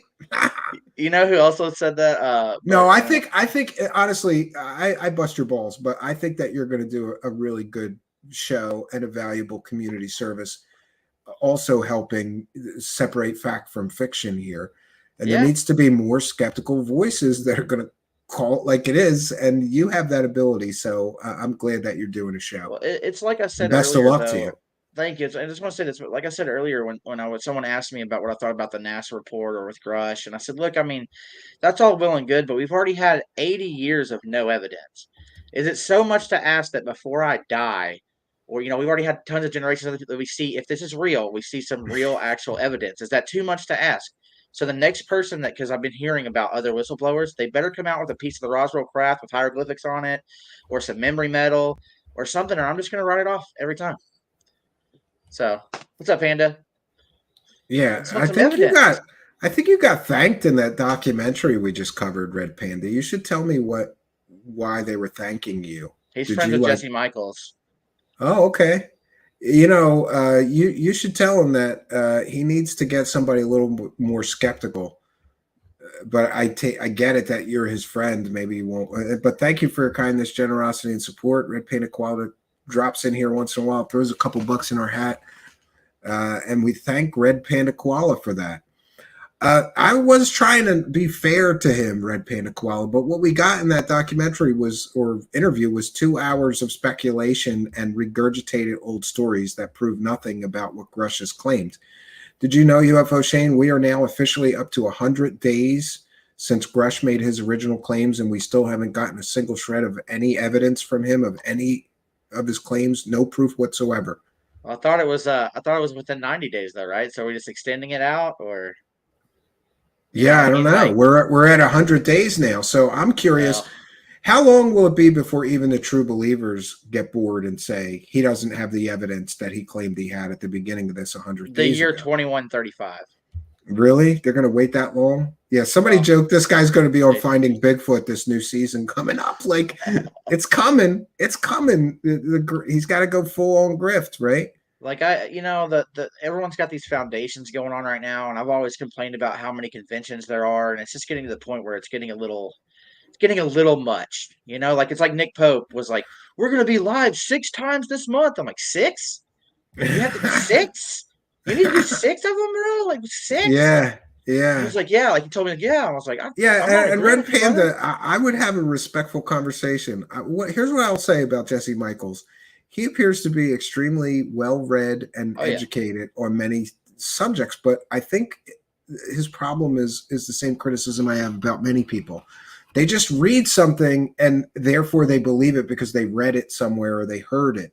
You got to dig deeper into these stories, like he presented this Wilbur Smith quote of somebody, and Wilbur Smith was a nut job that it communicated telepathically with aliens from his backyard that lived on Venus. You got to give people the whole story. If you're going to use a quote to support your arguments, but then that quote is from a very problematic situation or source, I don't know. Maybe the Venusians are coming back, man. I will say, as a content creator, I did have a little bit of sympathy for this Jesse Michaels, because how do you do a 2-hour piece on a guy that won't show you any evidence of his claims? You got to go the theoretical route, and that's what they did. Look, here's our theories. Here's how they may be getting here. The same thing everybody does because they don't have the evidence to show. Instead of showing evidence, they just go, oh, this is how they may be getting here from other star systems. Get out that piece of paper, show how you can poke a hole through the piece. You know, they all do this. And I'm sorry, but I don't think that has any value when it's been done 1,000 times before. It's been 2 done for the hours last of 80 theories. years. I just think that Yeah. like look, Grusch, it may be a great. I don't know him. I'm not gonna, I don't know. All I know is that if you're gonna come out and say something like this, then you need to bring anything to the table. Anything. Just any Including singular thing. except for fake alien bodies made from glued together real human things, not remains anything. and dead people. That's bad, you know. Yeah, that's actually like the lowest of the low. Like that's literally it's disrespectful to an entire race of people. It's I disgusting. think this Jesse means well, but I just disagree with him sitting there for 2 hours and doing a love bomb fest and hang. You know, you can't. I'm sorry, it's just my opinion. But if you're going to hang out with a guy for weeks and know him for years, be friends with him for years, you shouldn't. You should recuse yourself and not do a story on him because you can't be objective. And you can't ask the hard questions because you want to be friendly to him and not bust his balls or, you know, it is what it is. I think I'm glad that he did it, though, because we got some new little tidbits like the claim that Grusch was in war zones or battle somehow, you know. Yeah. Okay. Well, Well, we're going to look into that claim, you know. Yeah, you can look that up, I think, for sure with the DoD. So, but I have no doubt in my mind that he probably fought in Afghanistan or he has PTSD. I don't really know. But Shane, he was an intelligence officer. Yeah. They don't fight in battles generally. They're behind, you know, safe lines doing the intelligence work for the people who are in the battles. So, yeah, I got in all kinds of trouble for just asking questions about the PTSD. I don't believe anything Grusch says because we proved he lied several times now. Remember, they asked him if he had any mental problems. He said no. Then we find out he got locked up in a mental institution and he has PTSD. So, you know, and he lied, according to John from the Black Vault, who's very good with the way all of this works. He lied about the Dobser process in this. Yeah, I read that. Interview. I read that earlier. Yeah. Yeah. So if the guy lied twice already, provably, I'm not trusting anything he says.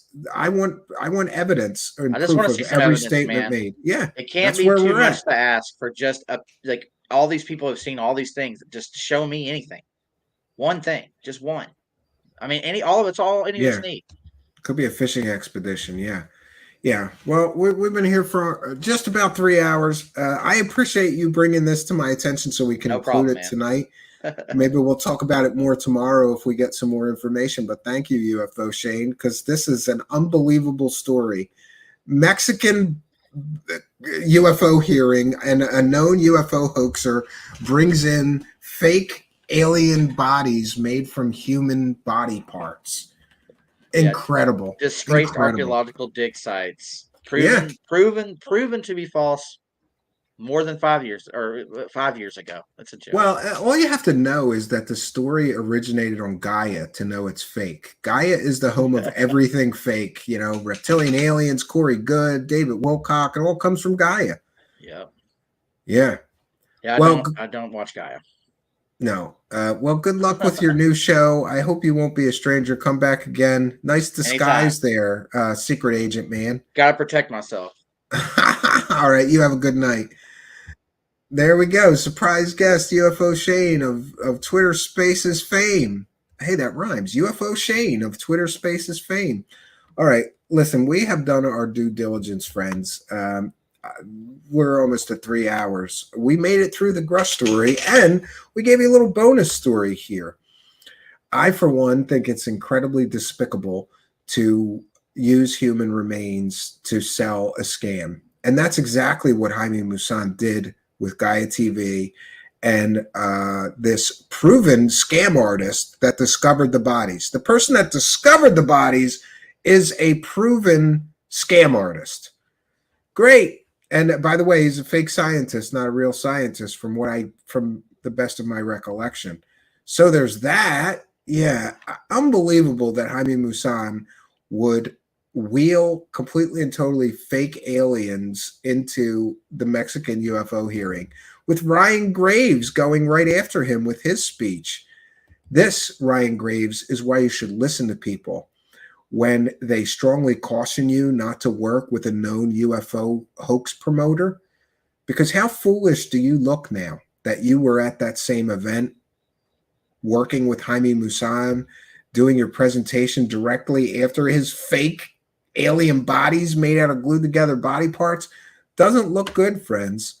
And the fact that people are believing it, amazing to me. Absolutely amazing. But given the current climate, everybody's talking about alien bodies. I guess I could see how people who missed the boat on that hoax the first time it rolled around are somewhat hopeful or, want to believe it's true. I just cannot believe that they wheeled human body parts glued together, pretending to be alien bodies, into the UFO hearing. But this is where we're at, and this is where we find ourselves. So we have done our due diligence for today, friends, and we're going to call it a night here. But don't worry, because let me get my banner ready here. We will be back. Wow, that's weird. I lost the tomorrow's show banner. So I'll just tell you verbally, especially for the benefit of those listening on the audio podcast. We'll be back tonight because it's past midnight. By the way, that also means that it's now 100 days since David Grusch has provided a single shred of any evidence of his claims. But we'll be back tonight at 9 p.m. Eastern Standard Time. And we're doing a panel show, meaning you can join the show tomorrow night, 9 p.m. Eastern Time. I don't know what to say about the panel shows. They can tend to be crazy and chaotic. Sometimes they're very fun and entertaining. People keep asking me to do a panel show again. So tomorrow night, you too can join the show. 9 p.m. Eastern Standard Time. We're going to be accepting up to 10 panel members, and we're going to be discussing open topics. We'll talk about this Mexican UFO hearing where alien bodies were wheeled in. We'll probably talk about Dave Grusch some more, even though I'm really tiring of this man with no evidence claiming to be a whistleblower. And we'll talk about all things strange and unusual. And by the way, everybody is welcome. We ask that you wear headphones, no nudity, and yeah. So what else can I say, friends? We've done our due diligence for today. That's all I got for you. But I'll be back tomorrow night, 9 p.m. Eastern Time with you. Don't just watch the show. Don't just listen to the show. Tomorrow, come here and be a part of the show. All are welcome, and I hope you'll take me up on that. I'll be posting that show early tomorrow, along with the link to join the show. You need a webcam. Well, you need at least a microphone and headphones. You can do just audio if you prefer. We prefer that you do full video. Remember, it is a video broadcast, so we prefer people, have a webcam. And you should have decent internet, because sometimes people join with like their phone internet and it's just awful. There's all kinds of echoing. Nobody can hear them. And we spend all this time, screaming at back and forth, and it's not good. So please have a decent internet connection, sufficient for HD video streaming. And we'll welcome you tomorrow night, 9 p.m. Eastern Time. First panel show in a while. We'll see how it goes, friends. So that's all we got for you. Until next time, friends, my name is Stephen Cambion. Good night, and God bless all of you.